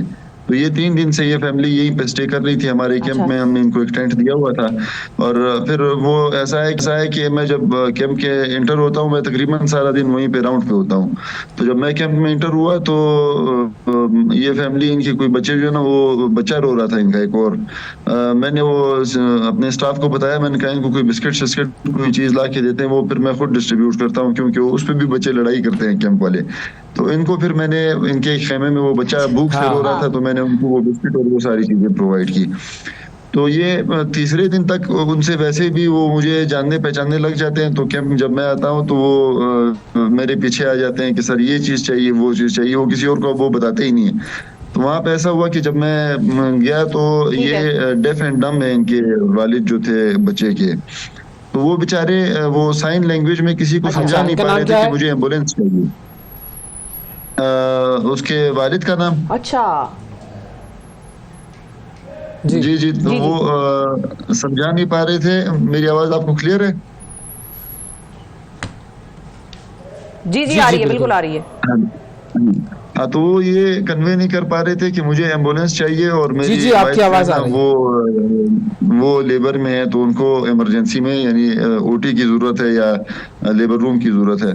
तो मैं जब मुझे वो स्टाफ ने बताया कि सर वो आपका जो आते हैं आपके पास बार बार, वो फिर से आ रहा है और वो कोई साइन लैंग्वेज में बात कर रहा है। मैंने जब देखा तो वो स्टीयरिंग का जो निशान नहीं बनाते साइन लैंग्वेज में, उसने वो बनाया। मैंने कहा यार इसका वो शायद इनकी वाइफ वो एम्बुलेंस। फिर हम लोगों ने बड़ी जल्दी में एम्बुलेंस अरेंज की और साथ ही उनको इमरजेंसी मेडिसिन भी दे दी। तो वो चले गए हॉस्पिटल। एक 10 मिनट बाद कॉल आई कि बेबी डिलीवर हुआ है। और उसने फिर उसका नाम भी उसने फौरन, जैसे उसको इतला मिली कि बेबी हुआ, तो उसने कहा कि बस ये ज़ुहैब है आज से। तो ये किस्सा था। माशाल्लाह, क्या बात है। अच्छा ये बताइए कि जो वहाँ पर कैंप लगाया गया है उसकी थोड़ी सी अगर हमें आप सूरत हाल से आगाह कर सके कि वहाँ पर एक तो ये कहानी है, बहुत ज़ाहिर जब लोग इस तरह रह रहे होते हैं तो बहुत सारी ऐसी स्टोरीज होती हैं जो वहाँ पर जन्म लेती हैं। तो वहाँ की सूरत हाल क्या है, जो लोग वहाँ पर रह रहे हैं, क्या उनके हालात हैं? हाँ, ये कैंप में जैसे आपने कहा ना, ये वैसे ये वाला मामला बड़ा वायरल हो गया, एक्सप्लोड हो गया। वो शायद वो बच्चे ने मेरे नाम पे, उन्होंने बच्चे का नाम रखा इस वजह से। अदरवाइज ऐसा नहीं है। हमारे डिप्टी कमिश्नर साहब जो हैं, उनकी वाइफ भी वॉलंटरीली आके मेडिकल कैंप में उधर ही पेशेंट्स को ट्रीट करती हैं। जो हमारे कैप्टन राजा अतर अब्बास साहब हैं, वो राउंड द क्लॉक वहाँ पे आते रहते हैं, खुद भी विजिट करते हैं। उनकी वाइफ जो है वो कैंप में पेशेंट्स को ट्रीट करती हैं। फिर हमारे कमिश्नर साहब हैं सर हमजा शफकात साहब, बड़े फेमस भी हैं, डीसी इस्लामाबाद रहे हैं। उनकी हमें ऑल आउट सपोर्ट होती है। पहले ये होता था इमरजेंसी टाइम्स में, मैं पहले भी बलूचिस्तान में, मैं तो यही सर्व कर रहा हूँ, यहाँ पे बड़ा मुश्किल से चीज़ें अरेंज होती थी। हमें अभी अल्लाह का शुक्र है कि मेरे जो दोनों सीनियर ऑफिसर्स हैं, डिप्टी कमिश्नर राजा अतर अब्बास साहब और कमिश्नर हमजा शफकात साहब, वो टाइमली रिस्पांस करते हैं और बड़ा एक्टिवली, बल्कि प्रोएक्टिवली हमें सारी चीज़ें भी कोशिश करते हैं कि वो प्रोवाइड करें। ज़ाहिर है थोड़ा बहुत, क्योंकि अचानक इन्फ्लक्स आया तो कंप्लेंट्स भी होती है लोगों की। कैंप में हम लोगों ने अभी फर्स्ट एड, जो टॉप प्रायोरिटी थी हमारी कि कोई भी पेशेंट आता है उसको फर्स्ट एड की जरूरत होती है, तो फर्स्ट एड उनको जरूर मिल जाए। और बाकी तो खाना पीना, गरम बिस्तर और टेंट, और उसके अलावा हम ये करते हैं कि हमने अपने स्टाफ के भी यहाँ पे लेवीज फोर्स काम करती है, जैसे पुलिस फोर्स होती है उसके पैरेलल यहाँ पे हमारे पास लेवीज फोर्स है, उनके घरों पे भी हमने बंदोबस्त कराया हुआ है कि अगर कहीं और हमें नहीं मिलता तो यहाँ पे तो बड़े घर होते हैं और वो किले टाइप होते हैं, तो उनके जो ड्राइंग रूम्स होते हैं वो उसमें कैपेसिटी होती है। हमने लेवीज फोर्स के भी अपने स्टाफ को बताया हुआ है, उनके घरों में भी बंदोबस्त किया हुआ कि अगर कहीं और नहीं खाना पीना चूंकि हम दे देते हैं, लेकिन अभी शुक्र है इतना कोई आया नहीं इन्फ्लक्स, 4000-5000 बंदा हमारे पास आ जाता है तो उसको हम तो कैंप में ही एडजस्ट कर लेते हैं। अभी कोई उससे ज्यादा 2-3 कैंप हमारे पास और भी है बैकअप में, उनमें भी अभी तक ऐसा वो नहीं हुआ कि कोई ज्यादा हमारी कैपेसिटी से बढ़ गए हों, तो अभी फिलहाल कैंप्स में हम एडजस्ट कर रहे हैं। अभी इसके अलावा भी 2-3-4 इस तरह के और ये लोग ज्यादातर आप लोगों के पास जो कंप्लेंट्स आ रही होती हैं इनकी तरफ से, या किस चीज की मांग होती है, क्या चीज मांगते हैं या किस चीज की जरूरत होती है इनको, जो फिर आप लोगों के पास बहुत कंप्लेंट्स आई हैं जिसमें उन्होंने कहा कि भाई ये हमें फराहम कर दी जाए, तो फिर आप लोगों ने उस पर काम किया? कभी कभी ऐसा होता है कि रात को जब खाना सर्व हो चुका होता है उसके बाद अगर कोई आते हैं तो डिमांड बेसिकली 3 चीज़ों की डिमांड ज़्यादा होती है। एक वो लोग जो अनटाइमली पहुंचते हैं, ज़ाहिर है वो एक इन्फ्लक्स आता जा रहा है, उसमें गर्म कपड़े, ये गर्म बिस्तर हो गए और मेडिसिन हो गई, रात को अचानक ज़्यादा ज़रूरत पड़ जाती है, और खाना पीना हम अपने टाइम पे सर्व कर देते हैं। अगर वो टाइम के अलावा लोग कभी देर से पहुंचते हैं फिर उनके लिए खाना पीना रात को 2-2:30 बजे के बाद वो अरेंज फिर भी करते हैं हम लोग, उसकी डिमांड ज्यादा आती है। अच्छा, बहुत शुक्रिया अदा करेंगे जी। ज़ोएबुल्लाह किबज़ई साहब हमारे साथ मौजूद थे, कमिश्नर चमन, और वहाँ पर जो कैंप बनाया गया है गैर मुल्की जो रेफ्यूजीज़ हैं जिनको अब पाकिस्तान से निकाला जा रहा है, उनके लिए जो कैंप बनाया गया है उसकी सूरत हाल से हमें आगाह कर रहे थे। बिल्कुल, और ये सेगमेंट उन लोगों के लिए था बेसिकली कि जो ये कह रहे हैं कि भाई पाकिस्तान की स्टेट बड़ा जुल्म कर रही है, जबर कर रही है, बच्चों का ख्याल नहीं रख रही, फैमिलीज़ का ख्याल नहीं रख रही। वो एक बिल्कुल अलग साइड है कि इमोशनली उन लोगों को इस मुल्क से लगाव हो गया और वो यहाँ रहना चाह रहे हैं या नहीं, वो एक अलग डिबेट है। लेकिन हम आपको खालिसतन सिर्फ इंतजामात के हवाले से बता रहे हैं कि पाकिस्तान के ऑफिसर जो भी ब्यूरोक्रेसी इसमें इन्वॉल्व है, जितना भी अमला इस पर काम कर रहा है, वो अपनी हद तक कोशिश भरपूर कर रहा है कि इनको किसी किस्म की कोई तकलीफ ना हो। जब भी तो लोग हुस्न सुलूक से मुतासिर होकर अपने बच्चों के नामों पर रख रहे हैं, तो ऐसा जो है वो हर जगह पर नहीं होता है। बहुत शुक्रिया अदा करेंगे जी। हमारे मेहमान हमारे साथ मौजूद थे। वक्फा लेते हैं, वक्फे के बाद दोबारा हाजिर होंगे।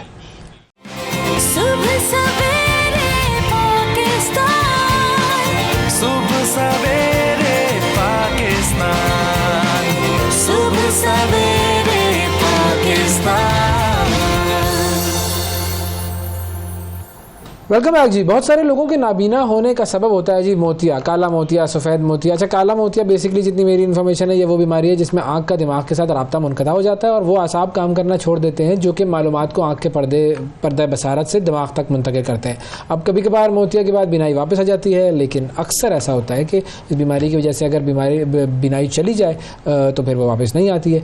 इस बीमारी से मुताल्लिक हम गुफ्तगू करेंगे, जानेंगे। हमारे साथ माहिर चश्म डॉक्टर सबियुद्दीन अहमद साहब मौजूद हैं जो कि हेड ऑफ कैटरेक्ट डिपार्टमेंट है शिफा आई ट्रस्ट जी। बिल्कुल सर जी, अस्सलाम वालेकुम सर। मेरी नाक़िस मालूमात तो मैंने 1-2 जुमलों में अपनी इल्मियत झाड़ने की कोशिश कर दी, लेकिन सही इल्म अगर आप हमें बताएं कि बुनियादी तौर पर ये जो कैटरेक्ट है ये क्या है और कितनी टाइप्स है। सही है।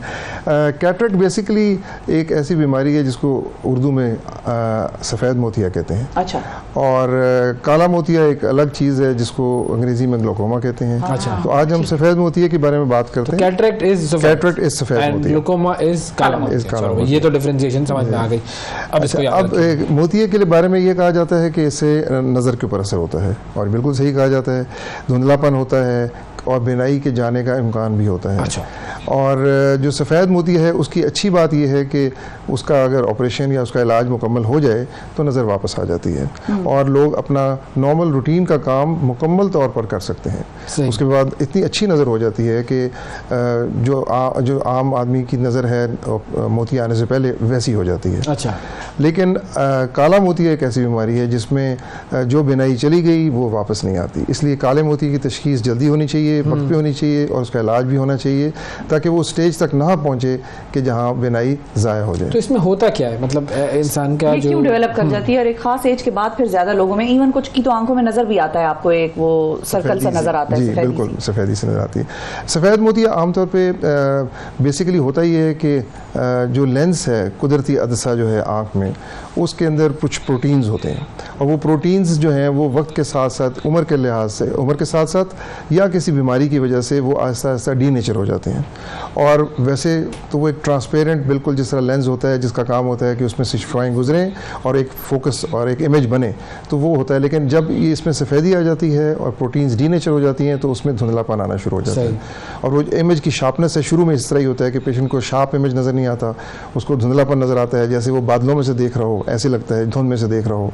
और आहिस्ता आहिस्ता वो बढ़ते बढ़ते इतना हो जाता है कि उसका कोई इमेज नज़र नहीं आता और उसको सिर्फ़ और सिर्फ एक रोशनी दिखाई देगी लेकिन कोई तस्वीर नज़र नहीं आएगी। सो ये उसकी मुख्तलिफ स्टेजेस हैं। तो आमतौर पे पेशेंट हमारे पास आते हैं इस स्टेज पे जब वो धुंधलापन महसूस करते हैं।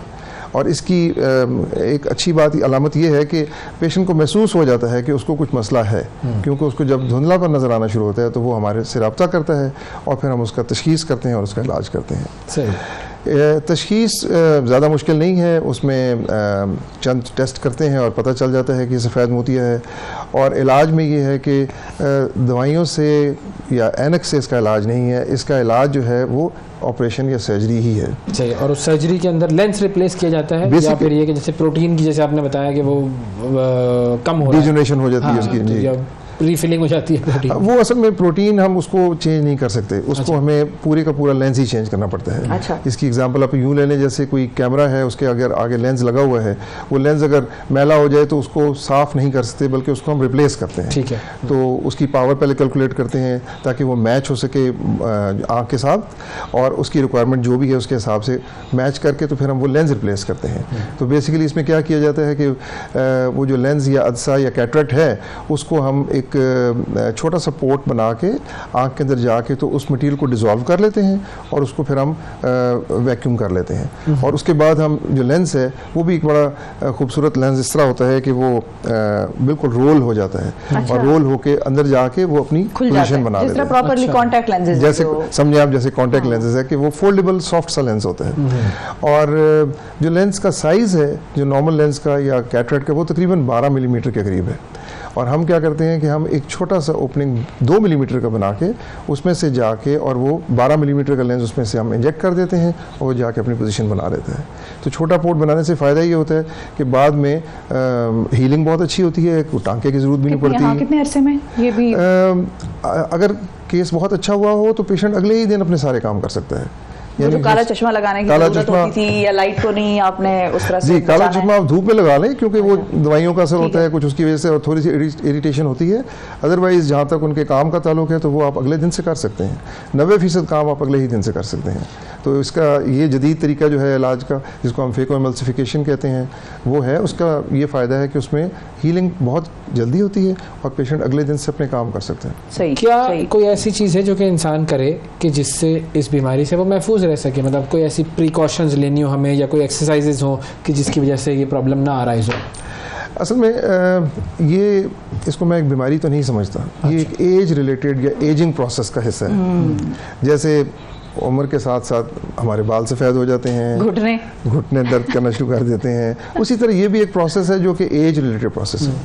यस, और किस्म के मोतिये होते हैं जिसमें कुछ बीमारियों की वजह से भी मोतिये आ जाते हैं, लेकिन जो ज़्यादातर मोतिया जिसको हम सेनाइल कैटरेक्ट कहते हैं वो एज रिलेटेड एक डिजीज़ का है। ठीक है। सो इसका मतलब ये नहीं है कि आप इसके लिए कुछ पहले से कोई बचपन से कोई एक्सरसाइजेस करना शुरू करें या कोई ऐसी चीज़ हो जो कि, या डाइट प्लान आपके ऐसे हो, लाइफस्टाइल मैनेजमेंट ऐसी हो, टीवी कम देखें, ये वो इस तरह की जो बातें होती हैं कि आंखों को प्रोटेक्ट करने वाली। जी, ऐसी बातें अमूमन इसको कोई असर नहीं करती क्योंकि जो आपका लाइफस्टाइल है उसमें हर लाइफस्टाइल में मोतिया आ जाता है। हेरिडिटरी है?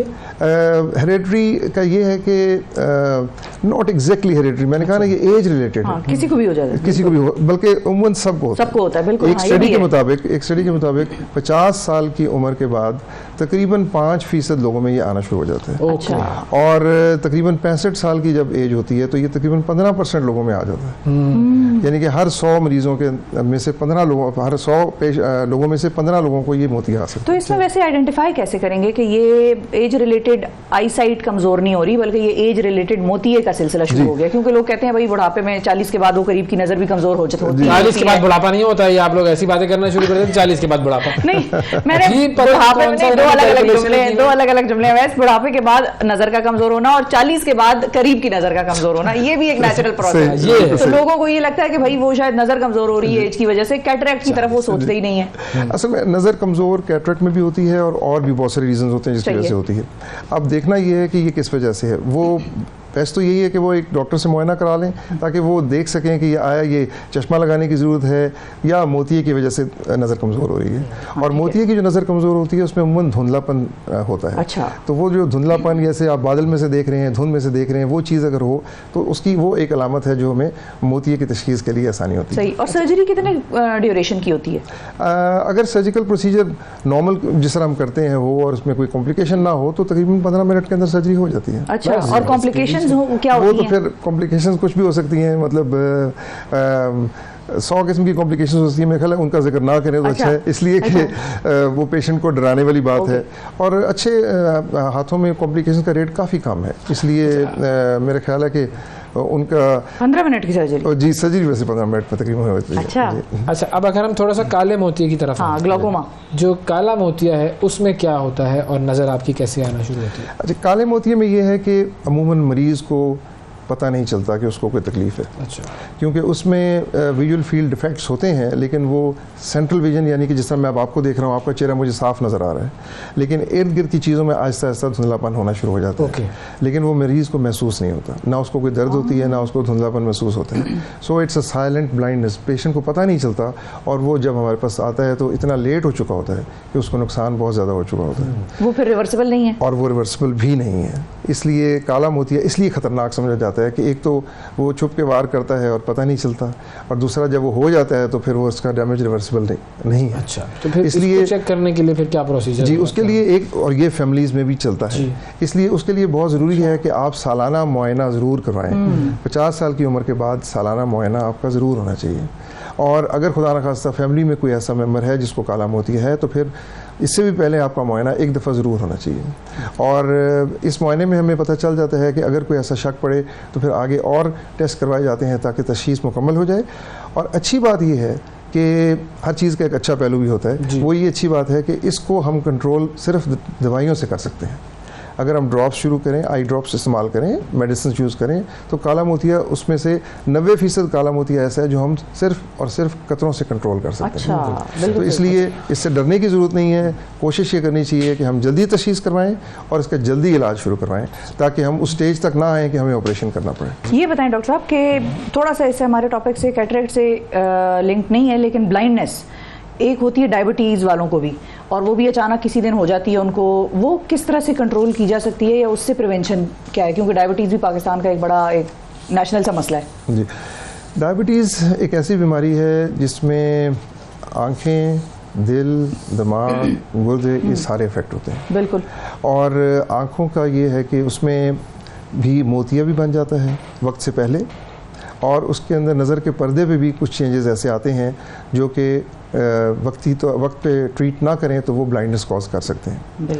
इसलिए फिर बात वहीं आ जाती है कि आप हर किसी को चाहिए कि साल में एक दफ़ा अपना मुआयना ज़रूर करवाएं, ख़ास तौर पे अगर शुगर के मर्ज़ में मुब्तला हैं तो मुकम्मल मुआयना आँखों का करवाएं। उसमें देखना ये होता है कि मोतिया तो नहीं बन रहा, नज़र के पर्दे पे कोई चेंजेस तो नहीं आ रहे, क्योंकि उनका भी बर वक्त इलाज हो जाए तो वो बहुत बेहतर है।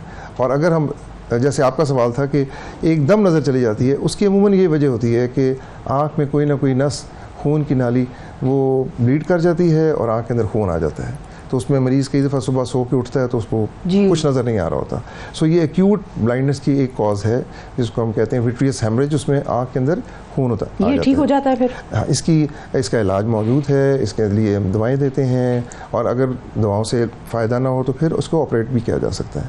लेकिन टाइमली तशख़ीस और प्रिवेंटिव में यही है कि शुगर को अच्छी तरह कंट्रोल में रखा जाए और वक्त पे मुआयना हो जाए ताकि इसका इलाज बर वक्त किया जा सके। बिल्कुल सही। हमारे साथ फातिमा साहिबा हैं। अस्सलाम वालेकुम फातिमा। वालेकुम सलाम। स्टूडियो में आवाज़ दे दें। जी फातिमा, पूछिए, क्या पूछना चाहेंगी डॉक्टर साहब से? जी, हम ये बात कहें कि 6 माह की बच्ची है मेरी और उसकी आंखों से पानी बहता है और गिद्दे भी आती है और डॉक्टर को चेक करवाया तो उसने कहा कि 6 माह तक आप एक्सरसाइज उसकी करें तो वो ठीक हो जाएगी और ड्रॉप्स भी दिए, वो भी हमने डाले हैं लेकिन वो ठीक नहीं हो रही है और अब तो 8 माह की हो गई है माशाल्लाह। तो लेकिन आंखों से वैसे ही पानी बहता है और गिद्दे भी कभी कभी आती हैं और 8 दिन के लिए ठीक भी हो जाता है। ठीक है। फातिमा साहबा की बच्ची को एक सिलसिला होता है, जो आँखों के अंदर से पानी होता है ना, इसने एक नाली के थ्रू हलक में जाना होता है। अच्छा। और बच्चों में कई दफ़ा ये सुराख बंद हो जाते हैं और कई दफ़ा पैदाइश पे ही ये बंद होते हैं, तो वो पानी हलक में जाने के बजाय वो आँख से बाहर आता रहता है और अगर कुछ अर्सा गुजर जाए और इसमें इन्फेक्शन हो जाए तो फिर कई दफ़ा पीप या पस भी आनी शुरू हो जाती है। सो इसके लिए एक तो बर वक्त दिखा देना ज़रूरी है और शुरू में तो इसको हम मसाज वगैरह से ट्रीट कर सकते हैं और कई दफ़ा हमें बच्चों के लिए एक यूँ समझें आपके इसको हम प्रोबिंग कहते हैं, वो हमने वो जो नाली है जिसमें से पानी ने हलक में जाना है उसको फ्लश करते हैं, उसकी सफाई करते हैं, उसको धो देते हैं और ये मसला हल हो जाता है। और अगर ना हो तो फिर इसके लिए कोई ऑपरेशन भी करना पड़ता है। इसलिए 6 माह या 8 माह की बच्ची के लिए तो बेस्ट यही है कि इसके लिए अगर इसकी एक दफ़ा मसाज से और दवाई से फ़ायदा नहीं हो रहा तो फिर उसकी हम एक दफ़ा प्रोबिंग सिरिंजिंग करके उसकी सफाई कर लें और उससे अमूमन ये मसला हल हो जाता है। थैंक यू जी, बहुत शुक्रिया अदा करेंगे सर आपका वक्त दिया आपने। नाज़रीन, वक्फा लेते हैं, वक्फे के बाद दोबारा हाजिर होंगे। सुबह सवेरे पाकिस्तान, सुबह सवेरे पाकिस्तान। वेलकम बैक जी। आखिरकार इलेक्शन की तारीख का ऐलान हो गया। इलेक्शन की तारीख किसने देनी थी, ये मामला सेटल हो गया। अब सारी कौम को पता लग गया है कि भाई ये सदर मुमलिकत का काम है, चीफ इलेक्शन कमिश्नर को भी पता लग गया है, वगैरह वगैरह वगैरह जितने भी होते हैं इसमें एटसेट्रा एटसेट्रा, उन सबको पता लग गया। बिल्कुल। तो अब इस हवाले से हम बात करेंगे मुख्तलिफ सियासी जमातों के हवाले से कि अब उनके दिल की धड़कन कितनी तेज हुई है। सबसे पहले बैरिस्टर गौहर खान साहब PTI के रहनुमा हमारे साथ मौजूद हैं जी। अस्सलाम वालेकुम। वालेकुम सलाम। बहुत शुक्रिया सर। खुश है? हाँ, डायलॉग था ना फिल्म का, आज खुश तो बहुत हो गए। देखो खुश तो है बिल्कुल। एक मतलब बंद गली की तरफ हम गए थे और अगर आपकी दिल में बदनीयती हो तो फिर कोई एक कहता है जी इसने तारीख देनी है, दूसरा कहता है इसने तारीख देनी है। अगर बदनीयती ना हो और आप श्योर है कि मैंने एक आईनी जिम्मेदारी निभानी है तो फिर कोई भी डेट दे दे, इससे कोई फर्क नहीं पड़ता। लेकिन देखे, एक अफसोस की बात जरूर है कि इतनी सी पॉलिटिकल बात के लिए और स्पेशली जब आईन इतना क्लियर और सुप्रीम कोर्ट ने पहले भी कई डिसीजन दिए हो कि 90 डेज में इलेक्शन करना हो, इसके लिए भी सुप्रीम कोर्ट के इंटरवेंशन की जरूरत पड़ती है। तो दैट मीन्स कि हमारा पोलराइजेशन हम कहाँ तक लेंगे। लेकिन सर इसमें तो आप लोगों के सदर साहब पे भी लोग बड़ा सवाल उठा रहे हैं कि सदर साहब को नहीं पता था, वो क्यों नहीं डेट दे रहे थे, वो क्यों घबरा रहे थे अपना आईनी हक इस्तेमाल करने से। सही फरमा रही है आप, बिल्कुल उन्होंने आईनी हक इस्तेमाल करना था, ये डेट पहले उन्होंने देनी थी। अगर उन्हें एक मरतबा डेट दे दी और इस पर अमल दरामद नहीं हुआ तो इसका मतलब ये नहीं है कि वो दरवाजा बंद कर दे और कहे आइंदा अगर जरूरत है नेशनल असेंबली में तो मैंने डेट नहीं देनी। उनको भी देनी चाहिए थी, लेकिन देर से सही चलो हो गया। अब एक बात जरूर है कि सुप्रीम कोर्ट ये भी इकदाम करवा ले, जिस तरह कल सुप्रीम कोर्ट ने अच्छी ऑब्जर्वेशन दे दी थी कि अगर डेट आ जाए तो समझो ये पत्थर की लकीर है, पत्थर पे लकीर है। अब ये अगर इस तरह हुआ तो इसका मतलब है वी कुड बी श्योर कि 8 तारीख को इंशाल्लाह ताला इलेक्शन होंगे और election free, fair and transparent होंगे। ये इनकी जिम्मेदारी है, जो भी जीत जाए, जिसकी भी हुकूमत बने, जिस तरीके से भी वो बनाए, जो भी कोalition बने या कोई भी मेजॉरिटी ले ले, ये अलग बात है, लेकिन इलेक्शन पहला स्टेप है टुवर्ड्स डेमोक्रेसी, ये अच्छे तरीके से परफॉर्म होना चाहिए। अब सही, तो अब ये जो इलेक्शन कमिश्नर साहब हैं, इनके हवाले से आप लोगों की क्या ऑब्जर्वेशन है? क्योंकि देखें, इन्होंने तारीख नहीं दी, जानबूझकर नहीं दी, या इन्हें आइन का पता नहीं था। दोनों केसेस में क्या आप लोग अब इन पर एतमाद करते हैं? देखिए जानबूझकर ही मैं कहूंगा, क्योंकि आइन का पता तो उनको जरूर था। अगर आप एक कॉन्स्टिट्यूशनल जिम्मेदारी निभाते हैं और आप उस पोस्ट पर हैं तो फिर लॉ यही है कि ignorance of law is no excuse, कि आपको नहीं पता था। पहले जो जनवरी में इलेक्शन होने थे बाई इलेक्शन, वो नहीं कराए गए, पर जनवरी में जब असम्बलियां तोड़ दी गई, डिसॉल्व हो गई, तो फिर भी इलेक्शन नहीं कराए गए। नेशनल असम्बली डिसॉल्व हुई, फिर भी डिले कराया गया for one reason the other reason. अगर सुप्रीम कोर्ट इंटरवेंट करती है, और इस मरतबा जो कोड हमने बनवाया था इलेक्शन कमीशन के साथ, हमारी मीटिंग हुई थी सारी पॉलिटिकल पार्टी से, और कोड ऑफ कंडक्ट जो बना था पॉलिटिकल पार्टीज के लिए, वो कंसेंसस से बना था इलेक्शन कमीशन में, जिसमें चीफ इलेक्शन कमिश्नर साहब भी थे और चारों मेंबर साहिबान भी थे। इन्होंने वहां ये कमिटमेंट कर दी कि जिस वक्त हम शेड्यूल देंगे इलेक्शन का, फिर हम सब पॉलिटिकल पार्टीज को लेवल प्लेइंग फील्ड प्रोवाइड करेंगे और आपको कंप्लेंट नहीं मिलेगी। सही है। अगर ऐसे करते तो फिर जरूर होगा, अदरवाइज सुप्रीम कोर्ट से हमारी इल्तिजा होगी कि वो इकदाम करवाए जो फ्री एंड फेयर इलेक्शन के लिए जरूरी है। बिल्कुल सही है जी, बहुत शुक्रिया अदा करेंगे बैरिस्टर गौहर खान साहब। नाजरीन हमारे साथ मौजूद थे पाकिस्तान तहरीक इंसाफ से। अब इस्तेकाम पाकिस्तान पार्टी से फयाजुल हसन चौहान साहब हमें ज्वाइन कर रहे हैं, उनसे भी जरा जान लेते हैं उनकी पार्टी का क्या मौक़िफ़ है, ये जो डेट आई है और इलेक्शंस क्या फाइनली अब उनको भी लग रहा है कि अब होने वाले हैं इलेक्शंस। अस्सलाम वालेकुम फयाज साहब। वालेकुम अस्सलाम। बहुत शुक्रिया सर, आपने वक्त निकाला। लोग ये सवाल कर रहे थे कि नहीं होने, इलेक्शन नहीं होने, अब डेट जो आई है, यकीन है आपको कि इलेक्शन हो जाएंगे इसी तारीख पर और लेवल प्लेइंग फील्ड होगी आप लोगों के पास भी? बिस्मिल्लाहिर्रहमानिर्रहीम। देखिए, बुनियादी तौर पर इलेक्शन कमीशन की जिम्मेदारी थी नए कवानीन के मुताबिक, और उसके मुताबिक उन्होंने 3 डेट्स रखी, और सुप्रीम कोर्ट की इंटरवीन करने के बाद सदर मुमलिकत के मशवरे से अब 8 फरवरी इन्होंने तय की है। It's okay.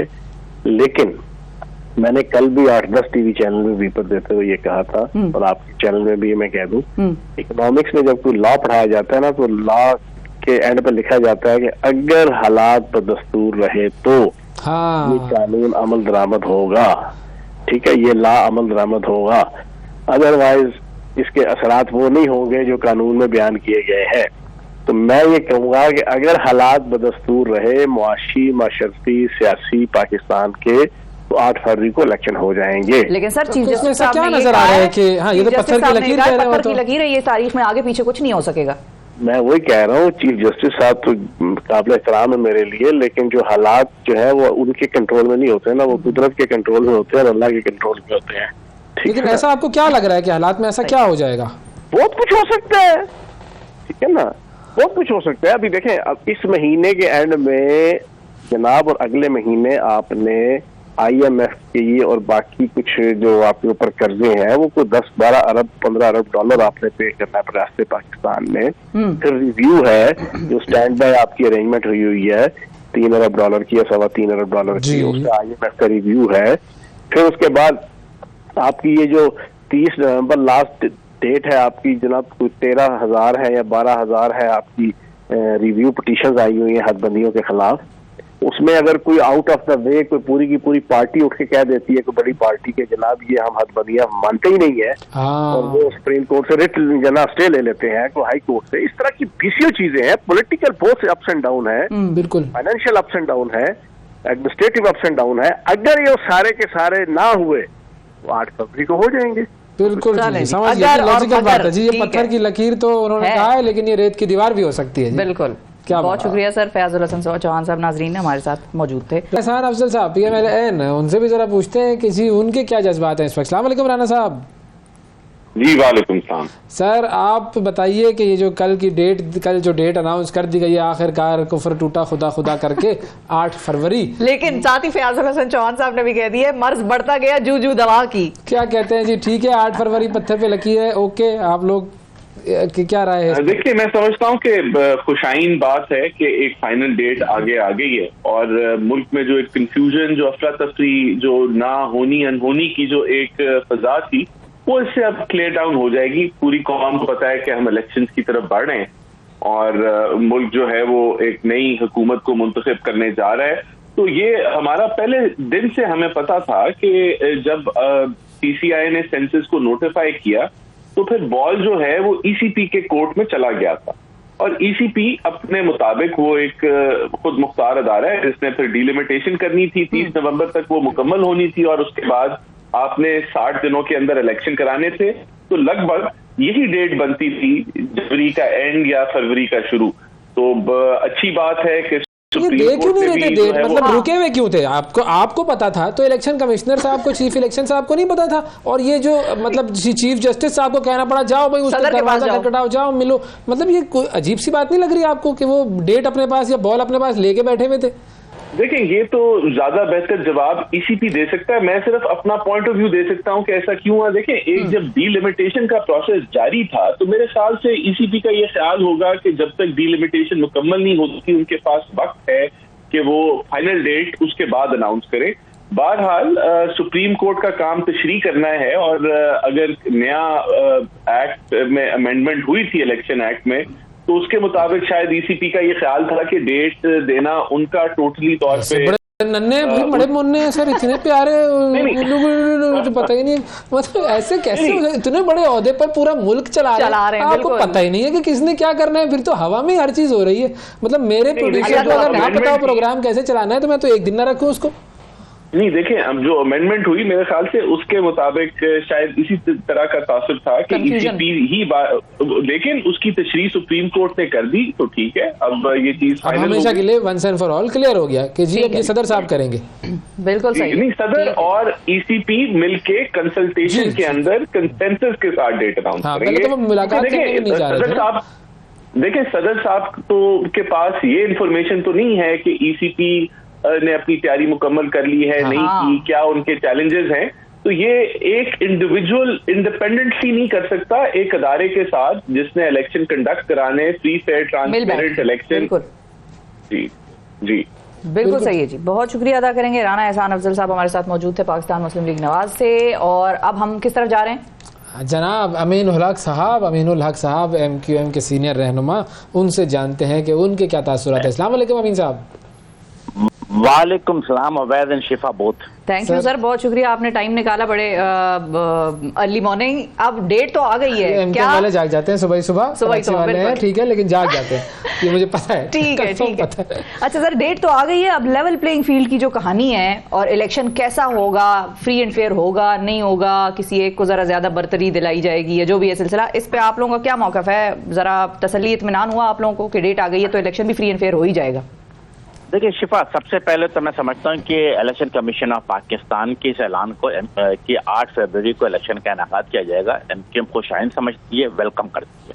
और चूंकि MQM अवामी जमात है तो अवाम हमेशा अवाम की सोच के साथ आगे बढ़ती है। अवाम की सोच क्या है कि there should be a fair free election in Pakistan. हमारी भी ख्वाहिश है कि बिल्कुल जो मैं हो या अवैध हो, जो चीज बैलेट बॉक्स में मैं डालूं वो ये चीज बाहर आनी चाहिए, ताकि और उसी पार्टी को हुकूमत मिलनी चाहिए, वही पार्टी अगले 5 साल तक हमारी पॉलिसी को लेकर आगे चले। यस, जहां तक इवन प्लेइंग फील्ड, दूसरी बात की यस MQM पाकिस्तान चूंकि काम करती है इसलिए गुड मॉर्निंग जल्दी कर लेती है ताकि अवाम के दरमियान गुड मॉर्निंग।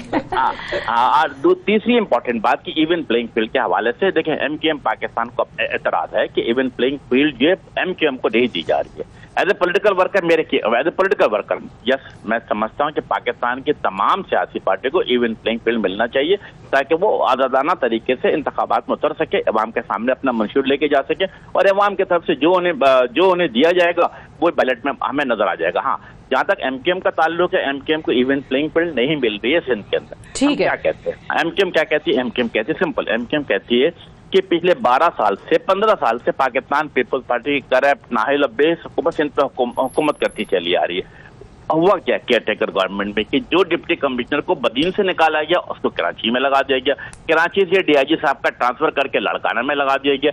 इसका मतलब यह हुआ कि वही करप्ट अफसरान का तसलसल आज भी सिंध में कायम है जो पीपल्स पार्टी के हवाले से माइंड सेट रखते हैं। MQM सिंपल सा मुतालबा करती है, ईमानदार दयानतदार अफसरान को लगाया जाए ताकि एक आजाद, मुनसिफाना और शफाफ बेसिक मुतालबा जो है वो MQM का पहले भी यही था और अब भी यही है। बहुत शुक्रिया अदा करेंगे। अमीनुल हक साहब हमारे साथ मौजूद थे जी। कमर जमान कायरा साहब पाकिस्तान पीपल्स पार्टी के सीनियर रहनुमा हमारे साथ मौजूद हैं। अस्सलाम वालेकुम सर। जी वालेकुम अस्सलाम सर, बहुत शुक्रिया आपने टाइम निकाला। 8 फरवरी 2024 आपको खुशी हुई सुन के, दुख हुआ, कैसा महसूस हुआ? यकीनन जी, इलेक्शन की तो हम सब डेट मांग रहे हैं और शेड्यूल मांग रहे हैं, और ये तो एक इत्मीनान का लम्हा ही हो सकता है ना, परेशानी का लम्हा तो नहीं हो सकता। अच्छा, अब हमें परेशानी की टेंशन डाल दी है। अभी फयाजुल हसन चौहान साहब से हमारी डिस्कशन हो रही थी, वो भी अपना मौकफ दे रहे थे पार्टी का। उन्होंने कहा होगा तो बिल्कुल इलेक्शन 8 फरवरी को, अगर कुछ और ना हुआ, अगर कोई ऐसी सूरत हाल ना बन गई कि जिसकी वजह से इलेक्शन को डिले करना पड़ गया फर्दर, तो उन्होंने ये अगर मगर की कहानी सुना दी है हमें सुबह सुबह।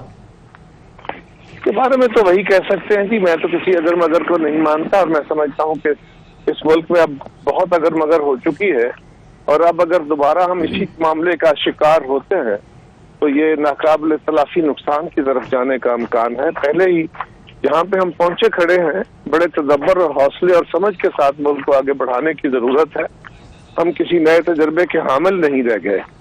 अब सवाल यह है कि इलेक्शन कमीशन ने एक प्रपोज डेट सदर साहब से मशवरा करके कर दी है। एक अच्छा हो गया कि सदर साहब का ये अख्तियार तयन हो गया। हाजी में एक दफा ये रहा इबहम के लिए इलेक्शन की डेट कौन देगा, इलेक्शन कमीशन का अख्तियार है। असेंबली की मुद्दत पूरी हो तो क्या होगा, असेंबली खुद डिजॉल्व कर दी जाए तो क्या होगा, तो ये मामला सेटल हो गया। दूसरा ये कि सदर साहब ने भी कल अपना अख्तियार बहरहाल किसी हद तक सेट किया है। 11 से 8 पे वो भी ले आए। वो भी ले आए। चले, ये होता है थोड़ा थोड़ा जी, वो हर एक को थोड़ा थोड़ा अपना वो करना पड़ता है, अपनी अपनी हैसियत बनवाते हैं, ठीक है, कोई इसमें हर्ज नहीं है। बिल्कुल गुजारिश ये है कि डेट तो इलेक्शन कमीशन अगर जनवरी के आखिरी हफ्ते में, यानी 31 जनवरी भी हो सकती थी, और 31 से 8 के दरमियान को बड़ा पहाड़ नहीं आ गया, उससे बड़ा कोई फर्क नहीं आएगा। लेकिन एक जनरल तासर होता है ना। इलेक्शन कमीशन ने एक बात कही हुई थी कि हम आखिरी हफ्ते में जनवरी के इलेक्शन करा देंगे।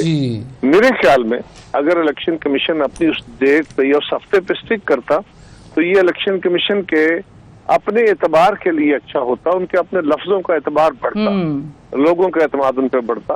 बट इवन देन ये एक बेहतर तारीख आ गई। चले, अब देखना यह है कि पाकिस्तान के तमाम कौमी इदारों को, पाकिस्तान इलेक्शन कमीशन समेत, अब सबको एक ऐसी फिजा तश्कील देने की कोशिश करनी चाहिए, ऐसा माहौल क्रिएट करना चाहिए जिसमें लोगों को ये यकीन हो कि इलेक्शन जो है ये फेयर एंड फ्री हो रहा है और तब्दीली हमारे वोट से आएगी।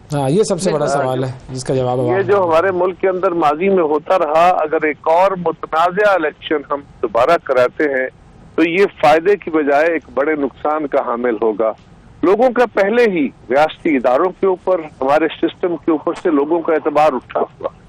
अब अगर मजीद हम यही करेंगे और इसी तरह की फिजा में इलेक्शन में जाते हैं और लोगों को ये तसव्वुर और मजबूत हो जाता है कि हमारे वोट की कोई हैसियत नहीं, तो हम तो रियासत के स्टेक होल्डर ना रहे।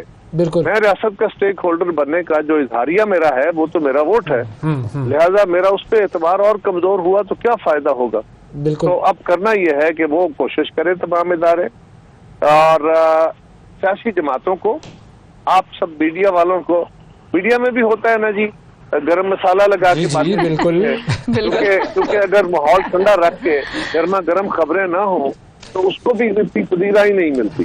ये भी एक अलमिया है। हमारे लोग भी जरा चस्केदार खबरें सुनने को ऐसा ही है, ऐसा ही है। अच्छा, एक चस्केदार खबर कल उन्होंने दी, बड़ा आला प्रोग्राम शुरू करें तो अब उसकी रेटिंग गिर जाएगी। बिल्कुल, उसमें चस्का ना हो। ये बताएं आप आएंगे कि नहीं उस प्रोग्राम पे? इंटेलेक्चुअली आऊंगा जी, मैं जब भी आप कहेंगे मैं आऊंगा। रेटिंग चाहे गिरी हुई भी हो, आपने आना है बस।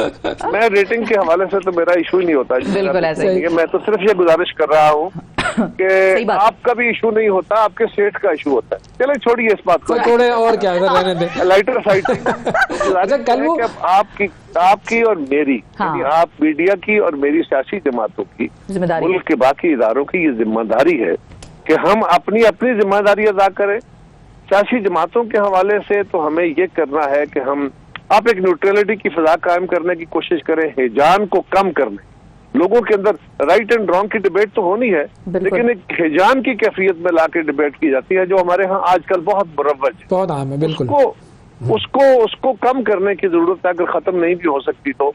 और इसको खत्म करने के लिए आपका सुना है वो पंजाब में कोई पाकिस्तान तहरीक इंसाफ के साथ कुछ मिल रहा है सिलसिला, आप लोग कुछ मिलाने की कोशिश कर रहे हैं? मैं उस पर भी बात करता हूँ, लेकिन सियासी जमातों को ये करने की जरूरत है कि हम माजी के उस हैंगओवर में एक दूसरे को गाली गलोच, एक दूसरे के लत्ते लेने, उनके ऊपर एतराजात उठाने की बजाय, हम माजी में सारी जमातें हुकूमतों में रही हैं, अपनी अपनी कारकर्दगी अवाम के सामने रखे, आज के मसाइल का एनालिसिस करें, वे फॉरवर्ड दें, ताकि हम ये तलखी के माहौल को कम करें और लोगों को भी जो है ना शराब की कैफियत से बाहर निकलने में उनको मदद करें हिजाम से।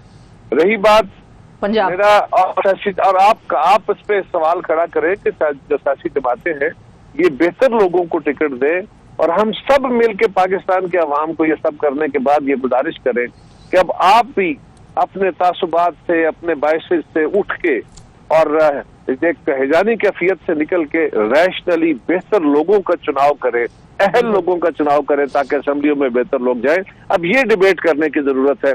रही बात हमारा कोई जमात के साथ कोई अलायंस, कोई एडजस्टमेंट, ऐसी कोई चीज अभी ना डिस्कशन में है, ना हमारे यहाँ कोई ऑन पेपर्स है।